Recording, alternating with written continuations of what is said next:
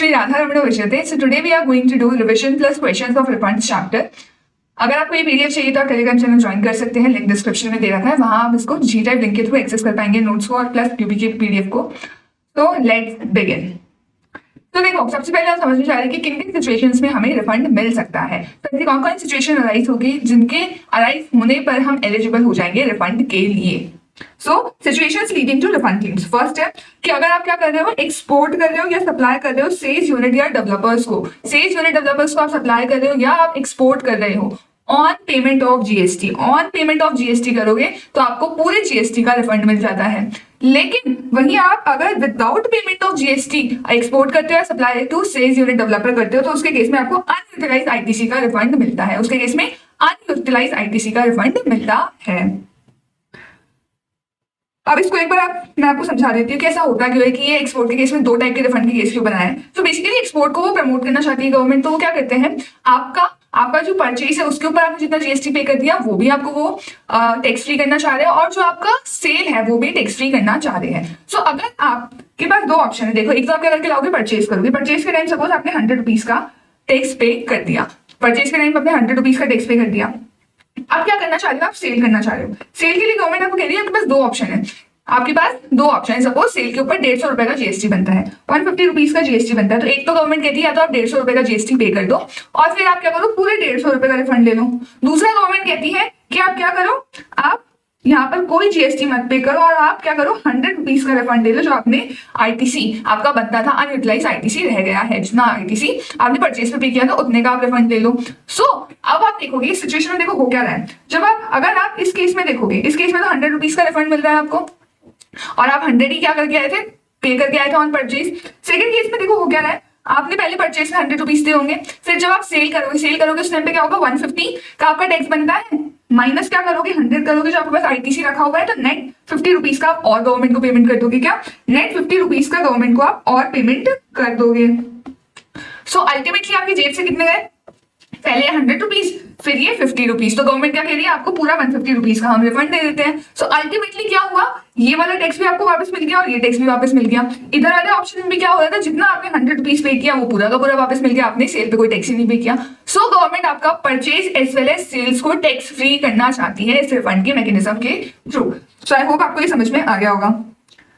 एक और केस होता है जहां आपको अनयूटिलाइज आईटीसी का रिफंड मिलता है। वो कौन सा केस होता है कि अगर आप क्या कर रहे हो, इन्वर्टेड ड्यूटी स्ट्रक्चर में फॉल कर रहे हो। इन्वर्टेड ड्यूटी स्ट्रक्चर क्या होता है कि जब आपके जो आप सेल कर रहे हो उसके ऊपर जितना टैक्स है, मतलब आपके आउटपुट का जो टैक्स है वो कम होता है आपके इनपुट्स के टैक्स से। सपोज आप जो परचेजेस करते हो रॉ मटेरियल्स वगैरह की, जो भी सर्विसेज वगैरह ले रहे हो, उस पर सपोज लगता है 18% से जीएसटी, और जो फाइनल प्रोडक्ट सेल करते हो, क्या फाइनल प्रोडक्ट सेल करते हो उसके ऊपर लगता है 5% का जीएसटी, उसके ऊपर कितना लगता है, 5% का जीएसटी। सो इस केस में क्या होगा कि आपका आईटीसी तो क्या होता जाएगा, अक्यूमुलेट होता जाएगा, जबकि आपका सेल तो 5% से आप कर रहे हो, तो आप उतना आईटीसी जितना आपने परचेज पे करके आए हो उतना आप पूरा यूज नहीं कर पाओगे against your output tax liability. तो गवर्नमेंट क्या कहती है कि जो आपका अनयूटिलाइज आईटीसी बच रहा है यहाँ पे, हम उसका आपको क्या कर देंगे, रिफंड दे देंगे। नेक्स्ट देखो, refund of tax paid on deemed exports. अगर आप क्या कर रहे हो, डीम्ड एक्सपोर्ट्स कर रहे हो, तो उसके केस में आपको रिफंड मिल सकता है। डीम्ड एक्सपोर्ट क्या होता है, आप खुद एक्सपोर्ट नहीं करते हो, इसलिए कुछ केसेस होते हैं, हमने देखे थे एडवांस ऑथराइजेशन वाले, ईपीसीजी वाले, उनके केसेस में आपका हम क्या मान लेते हैं, डीम्ड एक्सपोर्ट मान के आपको रिफंड दे देते हैं। Then refund of surplus balance in electronic cash ledger after settling tax interest penalty fees. तो अगर आपके इलेक्ट्रॉनिक कैश लेजर में सरप्लस बैलेंस रखा हुआ है, आपने ज्यादा पैसे जमा करवा दिए, तो उसका रिफंड भी आपको मिल सकता है, लेकिन आपकी सारी output tax liability meet out already हो जानी चाहिए, उसके बाद ही आपको रिफंड दिया जाएगा। Then refund of tax paid on advances to supply not provided and for which invoice has not been issued. So मान लो आपने क्या करा, आपने एडवांस दिया होगा कि आपको कोई सप्लाई होगी, पर सप्लाई नहीं हुई। You gave the advance but supply is not happened. So इस केस में आप क्या करोगे, आपने सप्लाई के लिए क्या दिया था, एडवांस दिया था। अब अगर सप्लाई हो जाती है तो आपको इनवॉइस इशू हो जाता, पर अगर इनवॉइस इशू नहीं हुआ तो उस केस में आपने जितना टैक्स पे कर दिया था एडवांस के टाइम पे, एडवांस पे tax generally supply of services case में पे होता है या फिर एक्शनेबल क्लेम्स वगैरह के केस में पे होता है। सो आपने सप्लाई नहीं करी, उसके पहले क्या कर दिया, एडवांस पेमेंट पर आपने टैक्स दे दिया, तो उस केस में आप क्या करोगे, रिफंड लोगे किस अमाउंट का, जितना आपने एडवांस पर टैक्स पे किया, क्योंकि सप्लाई तो एक्चुअली में हुई नहीं, हमने तो एडवांस के बेसिस पे टैक्स दे दिया था। लेकिन ध्यान रखना इसमें बहुत इंपॉर्टेंट पॉइंट ये है कि यहाँ पर इनवॉइस इशू नहीं होना चाहिए। इनवॉइस किसी भी हालत में इशू नहीं होना चाहिए, क्योंकि अगर इनवॉइस इशू हो गया, अगर इनवॉइस इशू हो गया उस केस में फिर आपको रिफंड नहीं मिलेगा। उस केस में क्या होगा, आपको क्रेडिट नोट इशू करके अपनी टैक्स लायबिलिटी रिड्यूस करनी पड़ेगी। सो अगर इनवॉइस इशू नहीं हुआ तो आप क्या करोगे, रिफंड के लिए अप्लाई करोगे। पर अगर आपने इस एडवांस के अगेंस्ट इनवॉइस इशू कर दिया तो फिर आपको अपनी टैक्स लायबिलिटी कम करने के लिए क्रेडिट नोट इशू करना पड़ेगा। सो आई होप ये पॉइंट भी क्लियर हो गया होगा। नेक्स्ट है refund of tax wrongly collected and paid to government, that is CGST and SGST paid by treating suppliers intrastate which is subsequently held as interstate or vice versa। So आपने क्या कर दिया, उल्टा tax pay कर दिया। आपको पे करना था IGST, आपने पे कर दिया C और S, या फिर आपने क्या कर दिया, IGST पे कर दिया, आपको C और S पे करना था। सो वाइस वर्सा वाला केस है। सो अगर आपने उल्टा टैक्स पे कर दिया तो उस केस में आप क्या कर सकते हो, रिफंड क्लेम कर सकते हो। उस केस में आप क्या कर सकते हो, रिफंड क्लेम कर सकते हो। सो एक ऑप्शन तो आपको याद होगा, हमने पढ़ा था कि आप क्या कर सकते हो, पेमेंट ऑफ टैक्स वाले चैप्टर में पढ़ा था कि आप क्या कर सकते हो, इनको आपस में शफल डाउन कर सकते हो GST PMT 09 के थ्रू। तो एक मैकेनिज्म तो वो है। दूसरा मैकेनिज्म आपके पास क्या अवेलेबल है कि आप बेसिकली क्या करो, आप जितना आपने गलत GST जो पे कर दिया उसको पहले सही कर दो। मतलब आप क्या करो, सपोज आपके ऊपर बनता था IGST 10,000 रुपीज का और आपने पे कर दिया C और S मिलाकर 10,000 रुपीज। तो आप इस केस में क्या कर सकते हो कि पहले तो आप क्या करो, आपका बनता IGST था, ये आपका था एक्चुअल जो बनता था, बट यू पेड C और S। सबसे पहले आप क्या करोगे, इस IGST के लेजर में आप इस IGST का दोबारा से पेमेंट करो और ये जो C और S वाला बनता है इसका आप क्या कर लो, रिफंड ले लो। तो ये रिफंड का मैकेनिज्म इस तरीके से आप यहाँ पर दे रखा है कि आपके पास या तो एक ऑप्शन है कि आप GST PMT 09 का यूज करके इनको आपस में शफल डाउन कर लो, उसमें आपको दोबारा से कोई पेमेंट की जरूरत नहीं होगी। पर एक और ऑप्शन क्या है कि आप रिफंड भी ले सकते हो, कि अगर आपने C और S पे कर दिया, आपको पे क्या करना था, IGST करना था, तो आप पहले क्या करो, IGST आप दोबारा से जो एक्चुअल बनता है उसको पे करो और उसके बाद आप क्या करो, ये C और S का रिफंड ले जाओ। तो ये दो ऑप्शंस अवेलेबल है।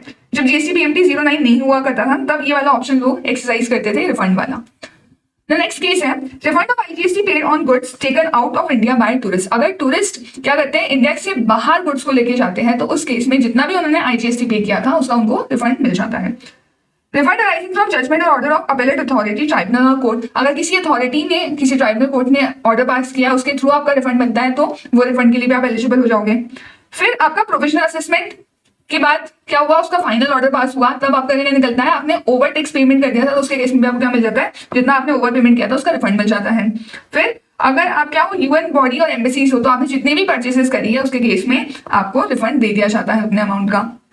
आप CTP एंड RTP हुआ, क्या हो, कैजुअल टैक्सेबल पर्सन या नॉन रेसिडेंट टैक्सेबल पर्सन, तो उस केस में आपको क्या करना पड़ता है, रजिस्ट्रेशन लेते टाइम ही क्या करना पड़ता है, आपको एडवांस टैक्स पे करना पड़ता है। सो अगर आपका पूरा बिजनेस कंप्लीट हो गया, आपका रजिस्ट्रेशन अब कैंसिल होने वाला है, तो उस टाइम पे आपको क्या कर दिया जाता है, अगर आपका एडवांस टैक्स ज्यादा था, एडवांस टैक्स ज्यादा बनता है, आपकी एक्चुअल टैक्स लायबिलिटी कम निकल कर आती है फाइनल असेसमेंट के टाइम पे, तो उस केस में आपको क्या मिलता है, रिफंड मिल जाता है जितना आपने एक्सेस टैक्स पे करा होता है।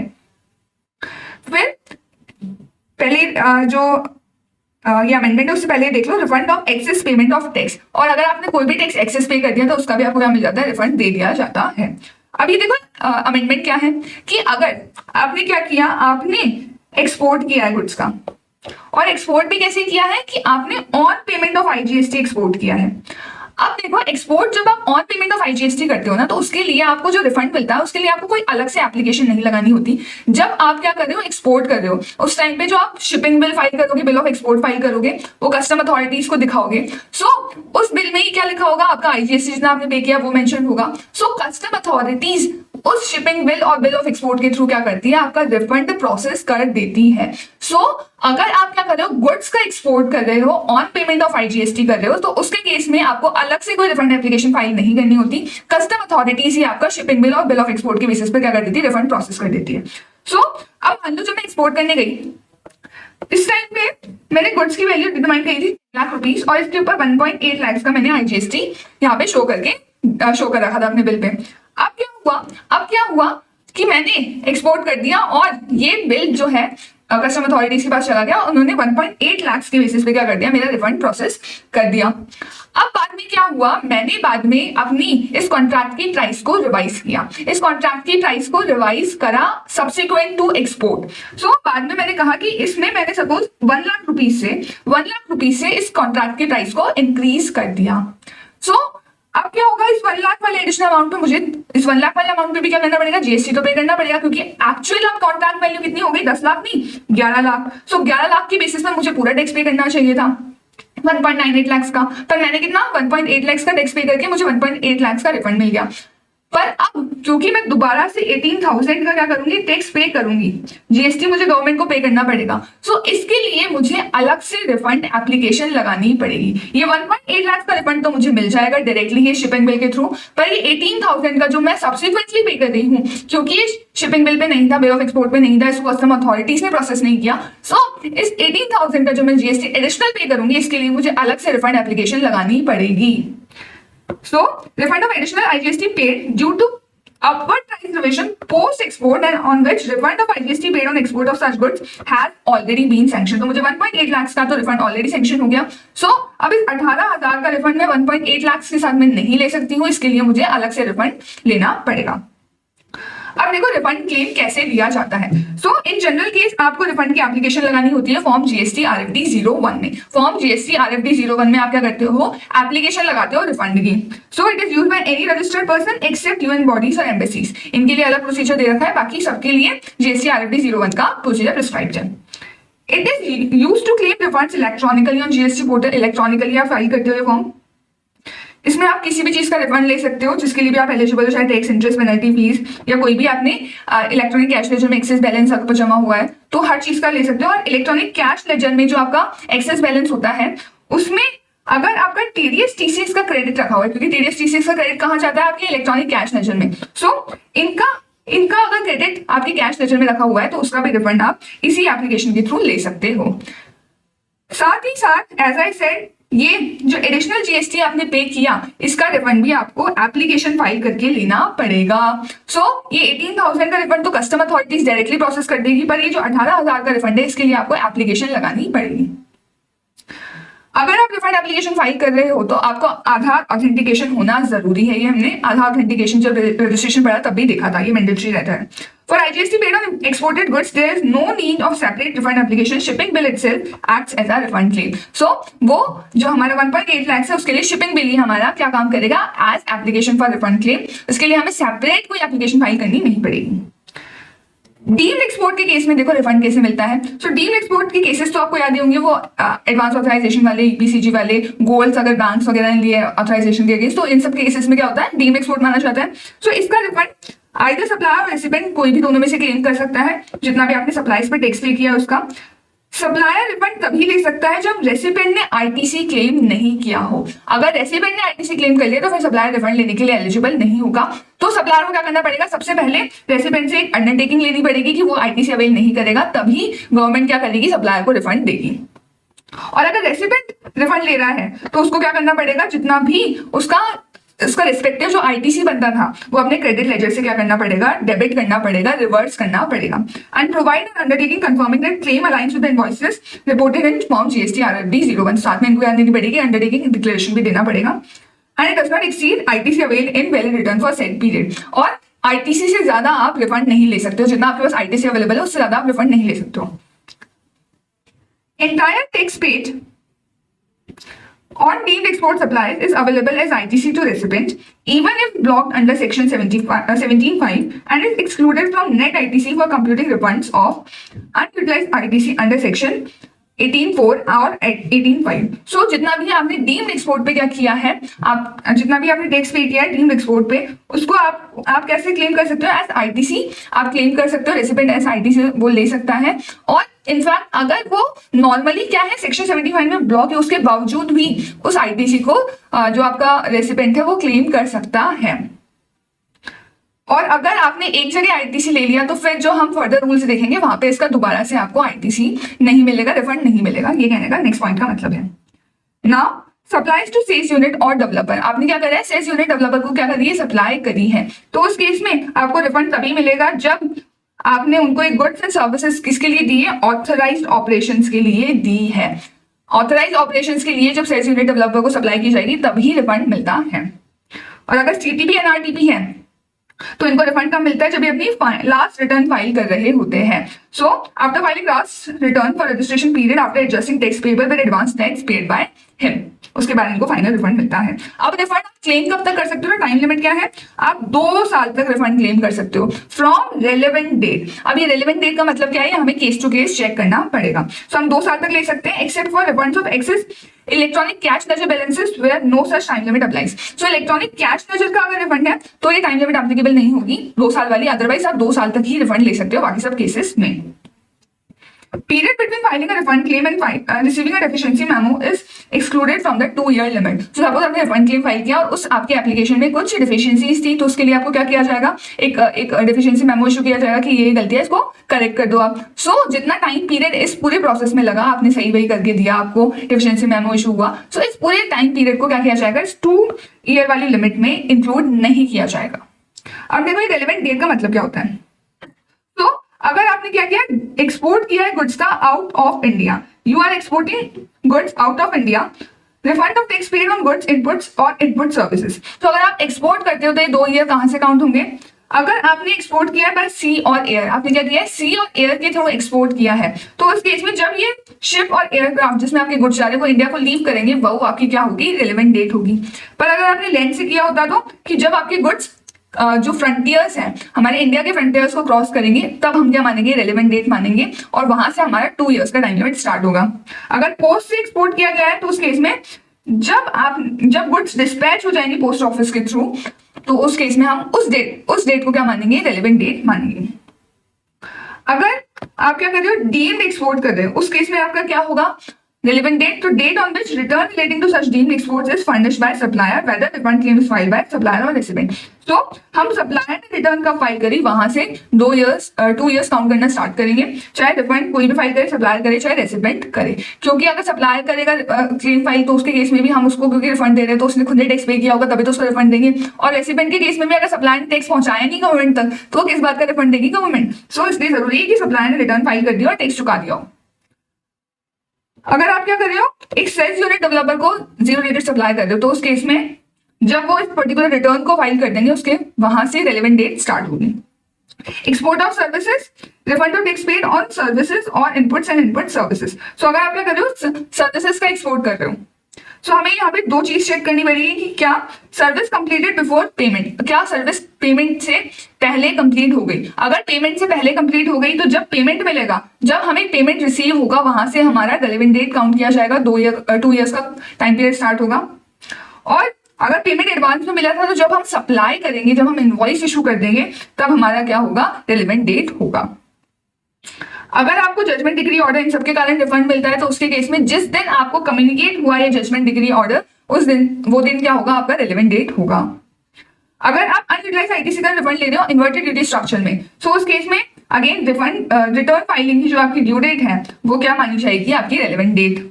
अगर आपने प्रोविजनली टैक्स पे किया था, क्या पे किया था, प्रोविजनली टैक्स पे किया था, सो उस केस में date of adjustment of tax after final assessment, तो जब इस टैक्स का एडजस्टमेंट होगा फाइनल असेसमेंट के बाद, फिर वो आपको क्या मानी जाएगी, रेलेवेंट डेट मानी जाएगी। अगर कोई सप्लायर के अलावा कोई पर्सन रिफंड क्लेम कर रहा है तो उसको जब गुड्स एंड सर्विसेज या दोनों रिसीव हो गए तब वो क्या होगी, आपकी रेलेवेंट डेट होगी। और इसके अलावा भी कोई केस बच जाता है, रेसिजुअल केस, तो उस केस में जब आप टैक्स पे कर दोगे that will be treated as a relevant date for refund claim.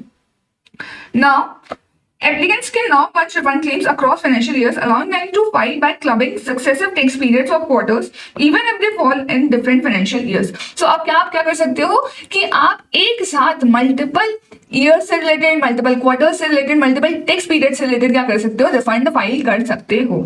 So for example, a registered person files form GSTR 1 quarterly, they can now claim refunds for से जनवरी to मार्च 24, तो किस financial year में, 23-24 में, और ये April to June 24 and July to सितंबर 24 किस financial year का पार्ट है, 24-25 का। तो भले ही दोनों डिफरेंट फाइनेंशियल ईयर से रिलेट करें, ये अल्टीमेटली 2 बंच अगर भले ही डिफरेंट फाइनेंशियल ईयर से रिलेट करें, उसके बावजूद भी आप एक साथ इनके रिफंड के लिए अप्लाई कर सकते हो।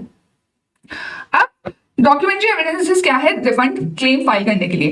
मैं आपको सबसे पहले तो ये चीज क्लियर कर दूं कि यहाँ पर बहुत सारी डॉक्यूमेंट्री जो एविडेंसेस है, एग्जैक्ट क्या क्या आपको चाहिए रहता है, उसकी इंफॉर्मेशन आपके एग्जाम पर्पज से रेलेवेंट नहीं है। आईसीएआई ने खुद ने मेंशन कर रखा है, इसलिए I am not covering that because आपका अननेसेसरी एनर्जी वेस्ट होगा। I am not covering that here, but जो उसके रिगार्डिंग जो आपके एग्जाम से रेलेवेंट है सिर्फ हम यहाँ पे वो देखने वाले हैं, क्योंकि आपका टाइम वेस्ट नहीं होना चाहिए।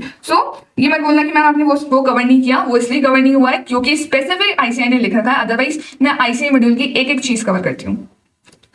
I have mention the note also here कि ये आईसीएआई ने खुद ने बोला है एग्जाम के लिए रेलेवेंट नहीं है, इसलिए उनका पूरा डिस्क्रिप्शन मैंने यहाँ पे नहीं दिया है। जो एग्जाम से रेलेवेंट है वो हम सब यहाँ पे देखने वाले हैं। सिर्फ इस टॉपिक में ऐसा किया है मैंने। The refund application must include evidence to establish that refund is due and there is no unjust enrichment to show that incidence of tax on interest was passed on to others. पहला तो आपका refund due बनना चाहिए, आप liable होने चाहिए, eligible होने चाहिए रिफंड क्लेम करने के लिए। दूसरा, आपका अनजस्ट एनरिचमेंट नहीं होना चाहिए। अनजस्ट एनरिचमेंट क्या होता है? देखो बेसिकली इनडायरेक्ट टैक्स, जीएसटी क्या है? इनडायरेक्ट टैक्स है। इनडायरेक्ट टैक्स का मतलब ही क्या है कि टैक्स का बर्डन कौन बियर करेगा? कंज्यूमर बियर करेगा। अगर आपने कंज्यूमर को टैक्स इंसिडेंस पास ऑन कर दिया, मतलब टैक्स का जो बर्डन है वो कंज्यूमर ने बियर किया है, तो हम आपको क्यों रिफंड देंगे भाई? अगर अनजस्ट एनरिचमेंट वाला केस बनता है, तो आपको रिफंड क्लेम नहीं दिया जाएगा। There must be no unjust enrichment अगर आपको रिफंड चाहिए। लेकिन अगर रिफंड क्लेम 2 लाख तक का है तो कोई डिटेल एविडेंस की रिक्वायरमेंट नहीं होती है। एप्लीकेंट क्या कर सकता है? डिक्लेरेशन सबमिट कर सकता है कि अनजस्ट एनरिचमेंट नहीं है। पर अगर 2 लाख से ज्यादा का हुआ तो सीएसीएमए का सर्टिफिकेट चाहिए रहेगा एनेक्शन 2 फॉर्म जीएसटी आरएफडी 01 में कि अनजस्ट एनरिचमेंट नहीं था। उसके बाद CACM certificate is not required if refund is claimed by an unregistered person who has borne tax incidents. अगर unregistered person ने खुद ने tax incidents borne किया है उसके केस में CACM की सर्टिफिकेट की कोई रिक्वायरमेंट नहीं होगी। अब कौन कौन से केसेस में CACM का सर्टिफिकेट या डिक्लेरेशन नहीं रिक्वायर्ड होता? अगर आप क्या कर रहे हो, आपने एक्सपोर्ट के केस में टैक्स पे किया है, you have paid tax on exports, आपने टैक्स पे किया है एक्सपोर्ट्स के केस में, आपने ऑन पेमेंट ऑफ जीएसटी क्या किया है? एक्सपोर्ट किया है।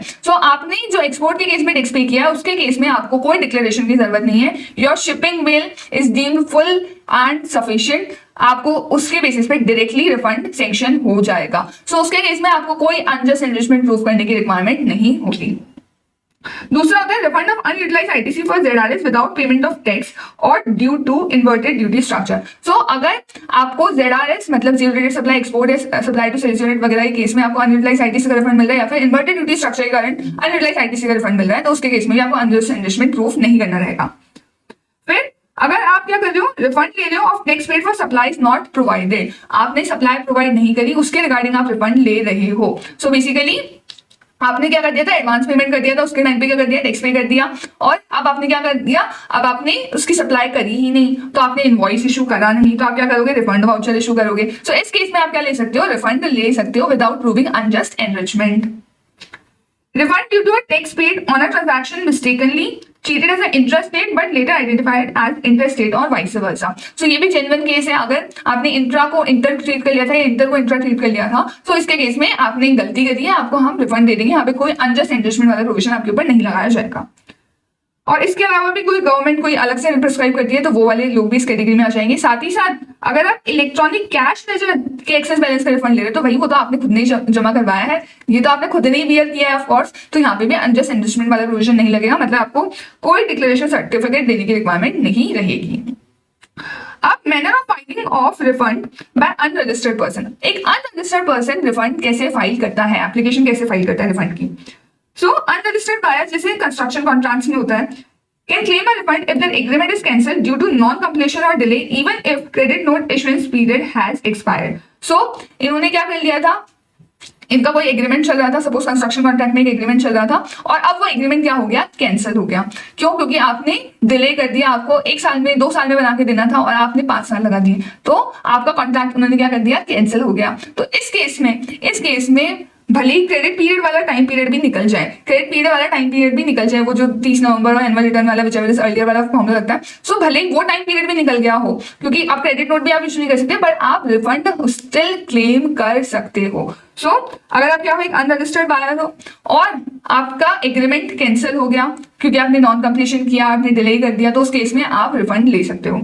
सिमिलरली अगर आप क्या हो आप इंश्योरेंस पॉलिसीज इशू करते हो, सो इस केस में भी आपको रिफंड मिल सकता है अगर आपको क्या होगा पॉलिसी टर्मिनेट कर दी गई प्री मैच्योरली ही। सो जितने पीरियड का अब वो लेफ्ट आउट बचा है उसके लिए आप क्या कर सकते हो रिफंड ले सकते हो, क्योंकि क्रेडिट नोट का पीरियड तो क्या हो गया एक्सपायर हो गया। सो आप क्रेडिट नोट तो अब इशू कर नहीं पाओगे, लेकिन आप क्या कर सकते हो रिफंड क्लेम कर सकते हो।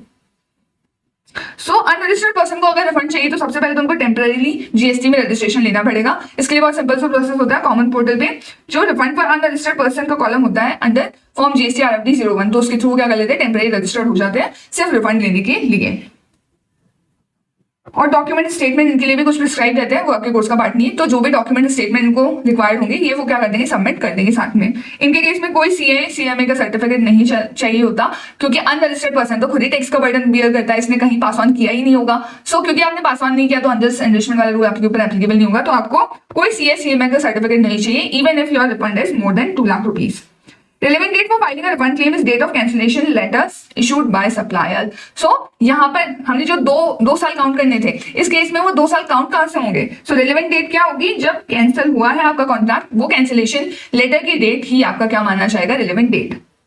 Only proportionate tax involved in refund amount will be refunded. So जितना proportionate था, जितना आपका एक्चुअली में कॉन्ट्रैक्ट कैंसिल हुआ है, सिर्फ उतने अमाउंट से रिलेटेड आपको जो रिफंड दिया जाएगा। सो सपोज 1000 करोड़ का कॉन्ट्रैक्ट था और 200 करोड़ आप खुद के पास रख सकते हो, आपको 800 करोड़ क्या करने पड़ेंगे रिफंड करने पड़ेंगे, उसका आप फर्दर एग्जीक्यूशन नहीं कर सकते उस अमाउंट के लिए कॉन्ट्रैक्ट, तो आपको 800 करोड़ के रिगार्डिंग जितना टैक्स बनता था सब उसी का रिफंड मिलेगा, पूरे 1000 करोड़ का रिफंड नहीं मिलेगा। प्रोसीजर और रिसीट ऑफ रिफंड क्लेम। अब आपकी रिफंड एप्लीकेशन कहां चली गई, डिपार्टमेंट के पास चली गई, तो उसके बाद क्या प्रोसीजर होगा? सो पहला है acknowledgement of refund claim. So अगर आप इलेक्ट्रॉनिक कैश लेजर से रिफंड लेते हो तो उस केस में एक्नॉलेजमेंट इशू हो जाती है in prescribe form indicating date of filing of claim. So जब आपने क्लेम फाइल किया उसकी डेट इंडिकेट हो जाती है आपकी एक्नॉलेजमेंट में। लेकिन अगर आप कैश मेजर के अलावा कहीं से लेते हो तो उस केस में क्या होता है, सबसे पहले एप्लीकेशन जाएगी पीओ को। सो बेसिकली ECL के केस में तो आपको इमीडिएटली इशू हो जाएगी एक्नॉलेजमेंट, जैसे आप फाइल करोगे रिफंड क्लेम उसी टाइम पे आपको एक्नॉलेजमेंट मिल जाएगी। पर अगर आप किसी और केसेस में रिफंड फाइल करते हो तो उस केस में क्या होगा, सबसे पहले आपकी एप्लीकेशन पीओ के पास जाएगी, वो उसको चेक करेंगे, क्योंकि ECL का तो आपको खुद का ही जमा करवाया हुआ पैसा है तो उसमें तो कोई दिक्कत होगी नहीं, पर बाकी केसेस में एक बार वेरीफाई करना पड़ेगा कि आप जेन्युइन केस में रिफंड ले रहे हो या नहीं, तो सबसे पहले पीओ के पास जाएगी, वो उसको पूरा चेक वेक करेंगे कंप्लीट है या नहीं। सो विद इन 50 डेज में ये काम होगा, और अगर कंप्लीट होती है आपकी एप्लीकेशन तो फिर आपको एक्नॉलेजमेंट इशू कर दी जाएगी। अगर आपकी एप्लीकेशन में कुछ डेफिशिएंसीज मिलती है तो फिर क्या होगा, डेफिशिएंसी मेमो इशू होगा। अगर डेफिशिएंसीज मिलती है तो आपको बता तो देंगे आपने क्या क्या गलतियां करी है, लेकिन आप अपनी एग्जिस्टिंग एप्लीकेशन को रेक्टिफाई नहीं कर सकते हो, आपको क्या करना पड़ेगा, एक नई एप्लीकेशन फाइल करनी पड़ेगी फिर रिफंड की उन सब गलतियों को सुधारते हुए। So you will have to file fresh application, और ये जितना भी टाइम पीरियड है एज आई सेड ये क्या होगा आपकी 2 साल वाली लिमिट से एक्सक्लूड कर दिया जाएगा।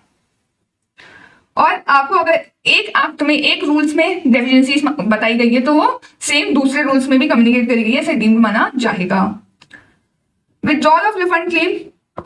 सो क्या आप अपना रिफंड की जो एप्लीकेशन आपने फाइल करी है उसको आप विथड्रॉ कर सकते हो? So yes, you may withdraw at any time before provisional refund sanction और फाइनल रिफंड सैंक्शन और पेमेंट ऑर्डर या रिफंड विदहोल्ड ऑर्डर और SCN इज इशूड। सो आप क्या कर सकते हो, जब तक आपकी जेब में पैसा ना आ जाए समझ लो, उससे पहले आप क्या कर सकते हो, आराम से फाइल कर सकते हो रिफंड का claim. On withdrawal, amount debited from electronic cash ledger or electronic credit ledger are credited back to respective ledger. So on withdrawal क्या होगा, अगर आपने विड्रॉ कर लिया अपना क्लेम, ये मैंने पहले भी समझाया था, इसके केस में क्या होगा, जैसे आप क्या करते हो, आप अगर जैसे इलेक्ट्रॉनिक कैश लेजर है, आपने कुछ पैसा जमा करवा दिया तो वो क्या होता है आपके अकाउंट में क्रेडिट। अब आप क्या करते हो, अगर आप इसमें से रिफंड का क्लेम फाइल करते हो तो उतने अमाउंट को क्या कर दिया जाता है, आपके लेजर में से डेबिट मतलब कम कर दिया जाता है। क्या कर दिया जाता है, कम कर दिया जाता है। पर अगर मान लो आपने क्या कर दिया, रिफंड का क्लेम ड्रॉ कर दिया, क्या कर लिया, विड्रॉ कर लिया, या आपका रिफंड का क्लेम रिजेक्ट कर दिया गया, तो उस केस में इस अमाउंट को वापस आपके लेजर में क्रेडिट बैक कर दिया जाएगा। So this is the simple provision. Then grant of provisional refund. अब आपको प्रोविजनल रिफंड कैसे दिया जाता है उसका पूरा प्रोसीजर बता रखा है। So applicable to refunds arising from ZRS, ये सिर्फ जीरो रेटेड सप्लाईज के केस में होता है कि आपको प्रोविजनल रिफंड दे दिया जाता है। क्यों? क्योंकि आप क्या कर रहे हो, एक्सपोर्ट को प्रमोट कर रहे हो, सो आपको थोड़ा स्पेशल ट्रीटमेंट दिया जाता है। या फिर आप सेल्स यूनिट डेवलपर्स और यूनिट्स को सप्लाई कर रहे हो जो अल्टीमेटली फिर एक्सपोर्ट करने वाले हैं, सो आप क्या करते हो, एक्सपोर्ट्स को बढ़ा रहे हो। गवर्नमेंट को एक्सपोर्ट बहुत अच्छा लगता है तो वो क्या करते हैं, आपको स्पेशल ट्रीटमेंट देते हैं। सो वो कहते हैं आपको 90% जितना आपका टोटल क्लेम है, अगर आपने 100 रुपए का रिफंड मांगा है तो हम 90 रुपए तो आपको प्रोविजनली 7 दिन में ही दे देंगे आपके एक्नॉलेजमेंट से। सो आपको with in 7 days of acknowledgement 90% amount का रिफंड मिल जाएगा। बाकी 10% अमाउंट का रिफंड हम आपको कम देंगे, थोड़ा सा हम थोड़ा बहुत तो चेक कर ही लेते हैं ना, तो थोड़ा बहुत हम चेक कर लेंगे और अगर सबको सही मिलता है तो आपको बाकी 10 रुपए भी रिलीज कर देंगे। सो आपका क्लेम स्क्रूटनाइज किया जाएगा और आपको एक प्रोविजनल ऑर्डर इशू कर दिया जाता है सेटिस्फाइड। लेकिन ये जो प्रोविजनल रिफंड है किसको नहीं मिलता, अगर आप क्या हो, आप थोड़े चोर किस्म के इंसान हो, you are evading tax of more than 2.5 crore किसी भी साल में, पिछले 5 सालों में से किसी भी एक साल में भी या कहीं भी आपने क्या किया है, 2.5 करोड़ से ज्यादा का टैक्स इवेशन किया है, तो उस केस में फिर आपको प्रोविजनली रिफंड नहीं देंगे। आप दिक्कत वाले लोग हो तो आपसे थोड़ा संभल के चलना पड़ेगा।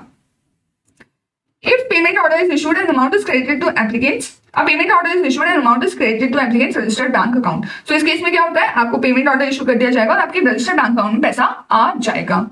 If refunds are not disbursed within the same financial year, payment orders requires revalidation. So अगर आपका रिफंड सेम फाइनेंशियल ईयर में इशू नहीं हुआ और पेमेंट ऑर्डर इशू हो गया था लेकिन आपके पैसा उसी टाइम पे आपको क्रेडिट नहीं किया गया, तो जरूर कोई दिक्कत रही होगी, इसीलिए आपको उस टाइम पे इशू नहीं किया गया था। तो अगर एक फाइनेंशियल ईयर से दूसरा फाइनेंशियल ईयर हो जाता है पेमेंट ऑर्डर के, तो उस केस में क्या होता है, पेमेंट ऑर्डर को दोबारा से जो ऑफिसर्स होते हैं उनको रीवैलिडेट करना पड़ता है कि हाँ इसके केस में पैसा सैंक्शन किया जा सकता है या नहीं। अब है फाइनली ऑर्डर ऑफ रिफंड। हमने प्रोविजनल रिफंड देख लिया, अब फाइनली क्या होगा, ऑर्डर ऑफ रिफंड आ जाता है। So if on receipt of refund application PO is satisfied, he issues an order specifying. So अगर PO satisfied है तो वो आपको क्या कर देगा, रिफंड का ऑर्डर इशू कर देगा। रिफंड के ऑर्डर में क्या होगा, पहले तो बताएगा कि आपको कोई अमाउंट प्रोविजनली पहले हम दे चुके हैं, अगर दे चुके हैं तो बता देगा, नहीं दिया तो नहीं बताएगा।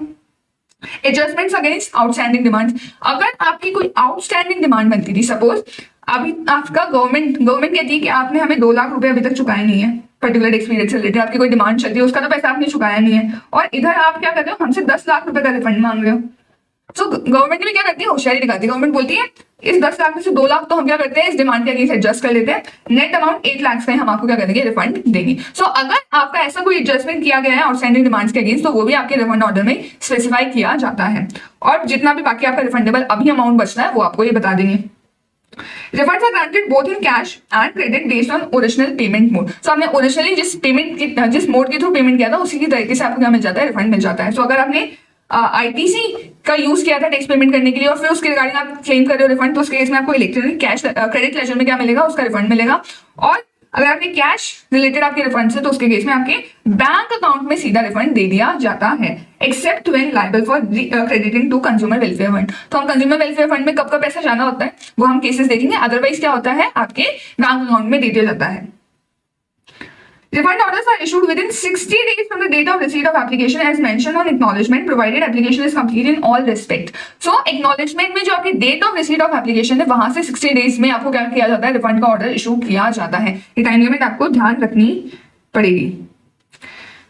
अगर रिफंड इनएडमिसिबल है तो SCN इशू किया जाता है एप्लीकेंट को, स्टेटिंग reasons for rejection. Applicant has 15 days to respond. PO after considering reply condition after giving applicant an opportunity of being heard, make an order sanction refund और rejecting it electronically. सो अगर बाद में भी कुछ दिक्कत निकल के आती है तो आपको क्या करेंगे, SCN इशू करेंगे कि हम आपका ये रिफंड क्लेम क्यों एक्सेप्ट नहीं कर रहे, वो रिजेक्शन क्यों करना चाहते हैं, वो आपको उसकी इन्फॉर्मेशन देंगे। आपको 15 दिन में रिप्लाई करना होता है। आपका रिप्लाई कंसिडर करने के बाद, मतलब बेसिकली उन्होंने क्या दे दिया आपको, अपॉर्चुनिटी ऑफ बीइंग हर्ड। तो आपको अपॉर्चुनिटी देने के बाद फिर वो देखेंगे कि स्टिल उनको लगता है अगर रिजेक्ट होना चाहिए तो वो रिजेक्ट कर देंगे, और अगर वो आपके जो आंसर है उससे सेटिस्फाई हो गए तो फिर वो एक्सेप्ट भी कर सकते हैं।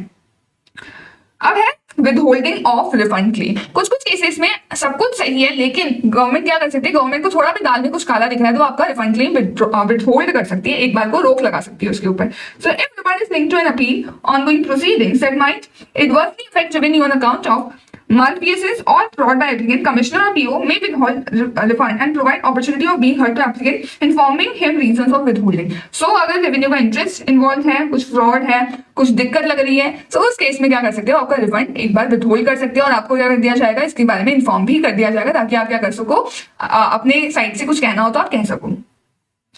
If PO commissioner finds that the refund is no longer liable to be withheld, so एक रिलीज ऑर्डर पास कर दिया जाएगा और बाद में उनको लगता है कि फर्दर इसको रोकने की जरूरत नहीं है, चीजें सही थी, हमें जो डाउट था वो हमारा क्लियर हो गया, सो उस केस में आपको रिलीज ऑर्डर पास कर देंगे. Refund can be withheld if registered person defaults in furnishing returns or in paying tax, interest, penalty which is not been stayed by any court, tribunal, appellate authority by specified date, last date for filing appeal until returns are furnished or dues are paid. So आपने खुद का जो आपका tax बनता था वो ही पे करने में आप नाटक कर रहे हो, so हम क्या कर लेंगे, एक बार आपका रिफंड रोक भी सकते हैं, आपका रिफंड रोक भी सकते हैं. और यहाँ पे क्या लिखा हुआ है कि आपका जो टैक्स इंटरेस्ट पेनल्टी, इनफैक्ट इसके अगेंस्ट तो कोई स्टे भी नहीं लगा है किसी कोर्ट, अपेलेट अथॉरिटी, ट्राइब्यूनल में. सो स्टे क्या होता है बेसिकली कि अगर आप क्या करते हो, इनके अगेंस्ट इन फोरम्स पे क्या करते हो, अपनी अपील करते हो, तो उसके केस में वो क्या कह सकते हैं, स्टे ऑर्डर लगा के कह सकते हैं कि जो डिपार्टमेंट है आपसे इस पर्टिकुलर टाइम पीरियड तक जितना भी टैक्स वगैरह बनता है वो नहीं मांग सकते, दैट इज स्टे ऑर्डर. पर अगर आपको आपके केस में स्टे ऑर्डर भी नहीं लगा है तो उस केस में फिर आपको तो पे करना ही है टैक्स इंटरेस्ट पेनल्टी. सो आपने फिर क्यों नहीं पे किया, तो उस केस में गवर्नमेंट को लगेगा कि आप कुछ ना कुछ दिक्कत करने वाले हो, सो उस केस में आप क्या कर देंगे, रिफंड विथहोल्ड कर देंगे. जितना भी आपका अनपेड टैक्स इंटरेस्ट पेनल्टी वगैरह है, गवर्नमेंट के पास ये भी राइट है कि वो क्या कर सकते हैं, आपके रिफंड ड्यू में से डिडक्ट कर सकते हैं.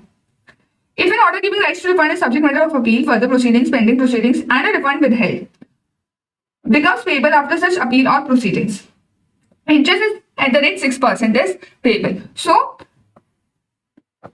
अगर मान लो क्या हुआ कि किसी ऑर्डर के थ्रू, किसी अपीलेट अथॉरिटी के ऑर्डर के थ्रू या किसी भी अथॉरिटी के ऑर्डर के थ्रू आपको क्या मिला, रिफंड मिला, ठीक है, और उसके अगेंस्ट क्या हो सकती है, फर्दर प्रोसीडिंग्स की जा सकती है, फर्दर अपील की जा सकती है, और उसके कारण क्या कर दिया गया, आपका रिफंड रोक दिया गया. तो उस केस में अगर मान लो फर्दर अपील प्रोसीडिंग्स के बाद भी यही निकल के आता है कि आपका रिफंड पेबल था, तो उस केस में फिर आपको क्या मिलेगा, इंटरेस्ट दिया जाएगा. क्यों, क्योंकि आपका रिफंड उन्होंने डिले कर दिया. Credit of the amount of rejected refund claim. So अगर आपका रिफंड क्या कर दिया गया, रिजेक्ट कर दिया गया, मैंने बताया था ना, या तो आप क्या कर लो, विदड्रॉ कर लो, खुद ही क्या कर लो, अपना रिफंड का जो क्लेम है वो विदड्रॉ कर लो, या फिर आप क्या कर रहे हो, आपका रिफंड का क्लेम गवर्नमेंट ने, डिपार्टमेंट ने क्या कर दिया, रिजेक्ट कर दिया. तो उस दोनों ही केसेस में क्या किया जाता है, आपने पहले डेबिट कर दिया था, वापस रिक्रेडिट कर दिया जाता है आपके इलेक्ट्रॉनिक क्रेडिट लेजर में. If refund claim is rejected either partially or fully, debited amount to the extent of rejection is recredited to electronic credit ledger through an order in prescribed form. A refund is deemed to be rejected if appeal is finally rejected or if claimant submits an undertaking to the PO that no appeal will be filed. So अगर मान लो आपने आपको refund मिलना था, वो doubtful था, एक और अथॉरिटी ने ऑर्डर पास कर दिया कि रिजेक्ट होना चाहिए, नहीं मिलना चाहिए रिफंड, आपने क्या कर दिया, उसके अगेंस्ट अपील लगा दी. सो वो अपील या तो क्या हो जाए, वो अपील भी रिजेक्ट होकर आ जाए, या फिर आप क्या कर दो, आप खुद पीओ को कह दो कि हम कोई और अपील फर्दर फाइल नहीं करेंगे. सो उस केस में आपका जो रिफंड है वो डीम्ड रिजेक्टेड माना जाएगा.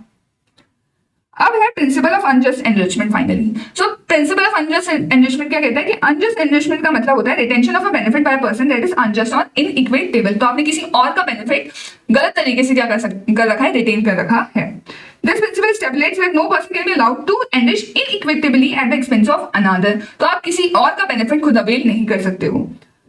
Under GST, it means that only person who has not passed tax incidence will be eligible to claim refund claim. So अगर आपने टैक्स का बर्डन सामने वाले में पास नहीं किया तो ही आपको क्या मिलता है, रिफंड का क्लेम मिलता है जीएसटी में. If tax amount is recovered from recipient, अगर आपने क्या कर लिया, रेसिपेंट से टैक्स का अमाउंट रिकवर कर लिया, तो इसका मतलब फिर तो रेसिपेंट ने बियर किया टैक्स, तो उस केस में आपको रिफंड नहीं दिया जाता. तो it is deemed that tax incidence has been passed to ultimate customer.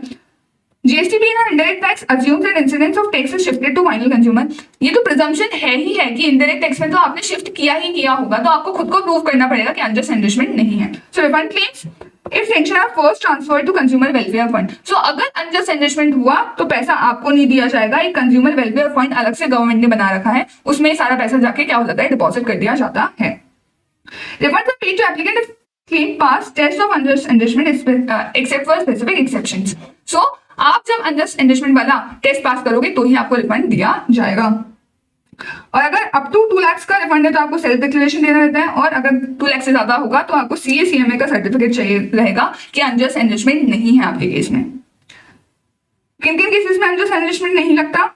सो अगर आप क्या कर रहे हो, रिफंड ले रहे हो नेक्स्ट पेड ऑन एक्सपोर्ट्स का, एक्सपोर्ट्स के केस में नहीं लगेगा। अनयूटिलाइज्ड ITC फॉर ZRS और IDS के केस में नहीं लगेगा। अगर आपने सप्लाई प्रोवाइड नहीं करी और आपने इनवॉइस इशू नहीं किया, रिफंड वाउचर इशू किया, तो उस केस में नहीं लगेगा। अगर आपने मिस्टेक कर दी थी इंट्रा इंटर वाली, उस केस में नहीं लगेगा। अगर आपने क्या किया था, आपने टैक्स का इंसिडेंस पास ऑन नहीं किया है, आपने टैक्स का इंसिडेंस पास ऑन नहीं किया तो नहीं लगेगा। या अगर गवर्नमेंट ने किसी और नोटिफिकेशन के थ्रू पर्टिकुलर किसी केस को बताया तो उन केसेस में अनजस्ट एनरिचमेंट नहीं लगेगा। Refundable amounts are directly paid to applicant in above cases and in other cases are credited to consumer welfare fund. So in cases में तो क्या होता है, रिफंड किसको मिल जाता है, एप्लीकेंट को मिल जाता है, पर इसके अलावा जितने भी केस होते हैं उसमें कंज्यूमर वेलफेयर फंड को क्या जाता है, रिफंड जाता है।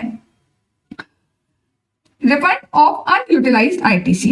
अब हम देखेंगे अनयूटिलाइज्ड ITC, हमने देखा 2 केस में मिलता है अनयूटिलाइज्ड ITC का रिफंड, या तो IDS में या ZRS में, तो उसमें रिफंड एक्चुअली में कैसे मिलता है। सो अनयूटिलाइज्ड ITC का रिफंड जनरली देखो तभी मिलता है जब आपका इनपुट पे तो ज्यादा टैक्स जा रहा है आपके आउटपुट से। सो आउटपुट से ज्यादा आप अगर इनपुट पे टैक्स पे कर रहे हो तो आपका क्या होगा, ITC एक्यूमुलेट होता जाएगा, तो उस केस में फिर आपको ITC का रिफंड दे दिया जाता है।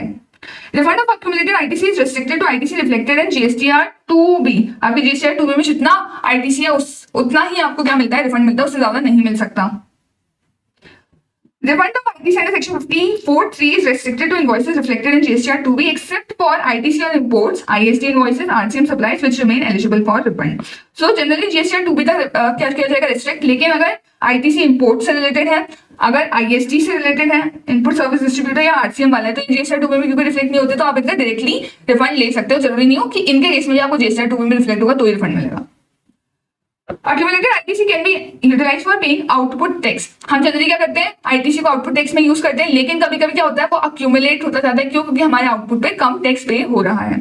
So, however, in certain cases, accumulated ITC can be refunded at end of tax period. Refunds are possible in following scenarios: ZRS और IDS के केस में। In these cases, electronic credit ledger must be debited by an amount equal to claimed refund. तो जितना amount आप refund का ले लोगे फिर उतना अमाउंट क्या कर दिया जाएगा, आपके लेजर से डेबिट कर दिया जाएगा। Government may notify goods and services where refunds due to inverted duty structure are not permitted. Example, construction services and certain oils and coals are excluded. So government कुछ cases भी notify कर सकती है जहां पर इन्वर्टेड ड्यूटी स्ट्रक्चर में क्या नहीं किया जाएगा, आपको अनयूटिलाइज्ड ITC का रिफंड नहीं दिया जाएगा। जैसे कंस्ट्रक्शन सर्विसेज केस में जनरली क्या होता है, वो इमूवेबल प्रॉपर्टी के कारण तो शेड्यूल 3 में फॉलो जाती है उनकी आउटपुट सप्लाई तो उस पर तो टैक्स लगता नहीं है। और इधर जो इनवर्ट सप्लाई से ले रहे हैं कंस्ट्रक्शन की सर्विसेज के लिए, मतलब कुछ भी चीजें खरीद रहे हैं, तो उसके केस में उनके ऊपर तो परचेज के ऊपर तो क्या करना पड़ेगा, टैक्स पे करके आते हैं। स्टील खरीदा, सीमेंट खरीदा, कुछ भी खरीदा, सो उस केस में इन्होंने परचेज पे टैक्स पे कर दिया और आउटवर्ड सप्लाई इनकी शेड्यूल 3 में फॉलो हो गई। सो इस केस में कोई इन्वर्टेड ड्यूटी स्ट्रक्चर नहीं माना जाएगा, कोई रिफंड नहीं मिलेगा। और सिमिलर इन्होंने एक और केस बता दिया, कुछ ऑयल्स, कोल्स, ये भी कुछ स्पेसिफिक होते हैं, उनको भी एक्सक्लूड कर रखा है। और यहाँ पे वही GST RFD 01 में आपको करानी पड़ती है, एप्लीकेशन फाइल करनी पड़ती है और refund with in 2 years from relevant data file कर सकते हो। इस केस में प्रिंसिपल ऑफ अनजस्ट एनरिचमेंट नहीं लगता, तो सीधा आपको दिया जाएगा ये रिफंड, ना कि कंज्यूमर वेलफेयर फंड में जाएगा। अब देखो, अगर आप जीरो रेटेड सप्लाई का रिफंड ले रहे हो तो रूल 89(4) में आपको रिफंड दिया जाता है। और उसके लिए क्या फॉर्मूला यूज किया जाता है कि जितना आपका जीरो रेटेड सप्लाई है गुड्स का प्लस जितना आपका जीरो रेटेड सप्लाई है सर्विसेज का, इन दोनों का टर्नओवर आप ऐड कर दो। डिवाइड किससे करो, एडजस्टेड टोटल टर्नओवर से। एडजस्टेड टोटल टर्नओवर से मल्टीप्लाई किससे कर दो, नेट ITC से। किससे, नेट ITC से। नेट ITC से क्या कर दो, मल्टीप्लाई कर दो। सो जितना आपका ITC, एक बार समझ लो, ITC आपके पास जितना टोटल है उसमें से जितना आपका जीरो रेटेड सप्लाई का टर्नओवर है उतना आपको हम रिफंड दे देंगे। डिवाइड किससे कर देंगे, टोटल टर्नओवर से, क्योंकि ITC तो किसके रिगार्डिंग होगा, आपकी टोटल टर्नओवर से रिलेटेड हो सकता है ना, जीरो रेटेड के अलावा भी कुछ सप्लाईज कर रहे हो, लेकिन हम तो रिफंड किसका देंगे, सिर्फ जीरो रेटेड से रिलेटेड। सो ITC यहाँ पे ले लिया, उसमें से हम डिवाइड कर देंगे किसको, टोटल टर्नओवर को, और मल्टीप्लाई किसको करेंगे, हमारे जीरो रेटेड सप्लाई वाले टर्नओवर को। अब इनमें एग्जैक्टली कौन कौन सी वैल्यूज आएगी वो हम समझते हैं। सबसे पहले देखो नेट ITC का मतलब क्या होगा। सो नेट ITC का मतलब होता है ITC on inputs and input services. ध्यान रखना, इनपुट्स और इनपुट सर्विसेज है यहाँ पे, I प्लस IS का हमें क्या मिलेगा, यहाँ पे ITC हम ले सकते हैं, उसका हम रिफंड ले सकते हैं। एक्सेप्ट, लेकिन अगर कोई ब्लॉक क्रेडिट है तो उसके रिगार्डिंग रिफंड नहीं मिलेगा, या अगर कोई ITC एग्जेम्प्ट सप्लाई से रिलेटेड है तो उसका रिफंड नहीं मिलेगा। सो ये हमारा हो गया नेट ITC। सो इसका मतलब ध्यान रखना, कैपिटल गुड्स का आप रिफंड नहीं ले सकते हो।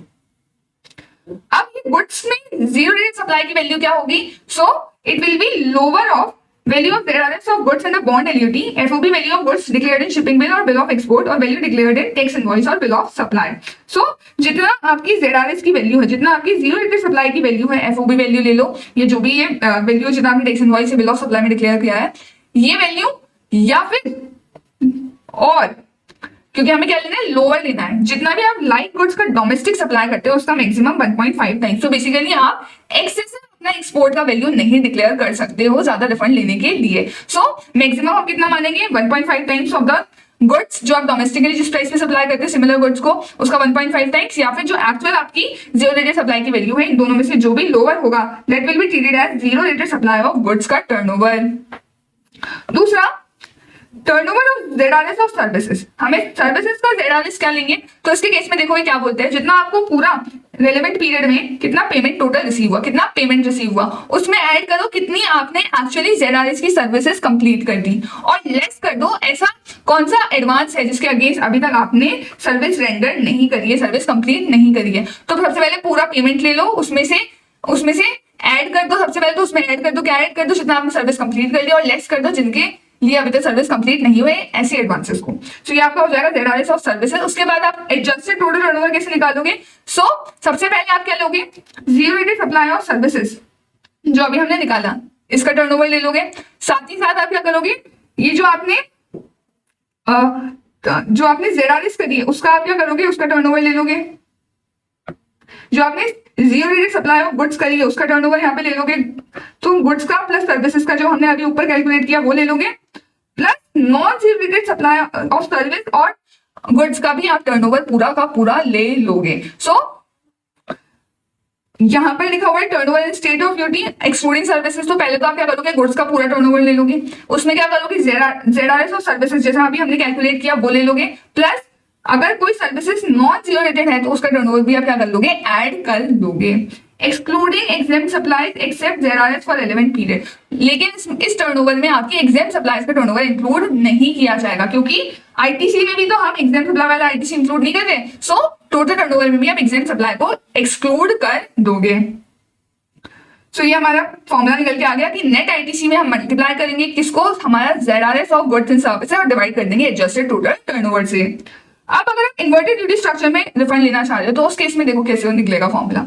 सो इधर भी क्या करोगे, आप नेट ITC लोगे, डिवाइड में एडजस्टेड टोटल टर्नओवर आ जाएगा, और मल्टीप्लाई में क्या आ जाएगा, turnover of inverted duty structure. जितना सप्लाई आप इन्वर्टेड ड्यूटी स्ट्रक्चर में कर रहे हो वो आपका टर्नओवर आ जाएगा।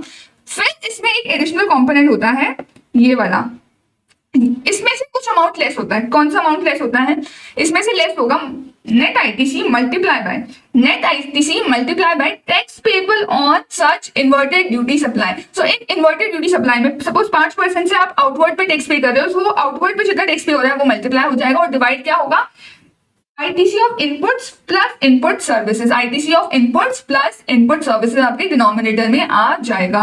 अब यहाँ पर ध्यान रखना, नेट ITC का मतलब डिफरेंट है फ्रॉम दी अबव फॉर्मूला। यहाँ पे नेट ITC का मतलब है सिर्फ ITC ऑफ इनपुट्स, ना तो सर्विसेज का ना कैपिटल गुड्स का, सिर्फ इनपुट्स का ITC इस नेट ITC में इंक्लूड किया जाएगा।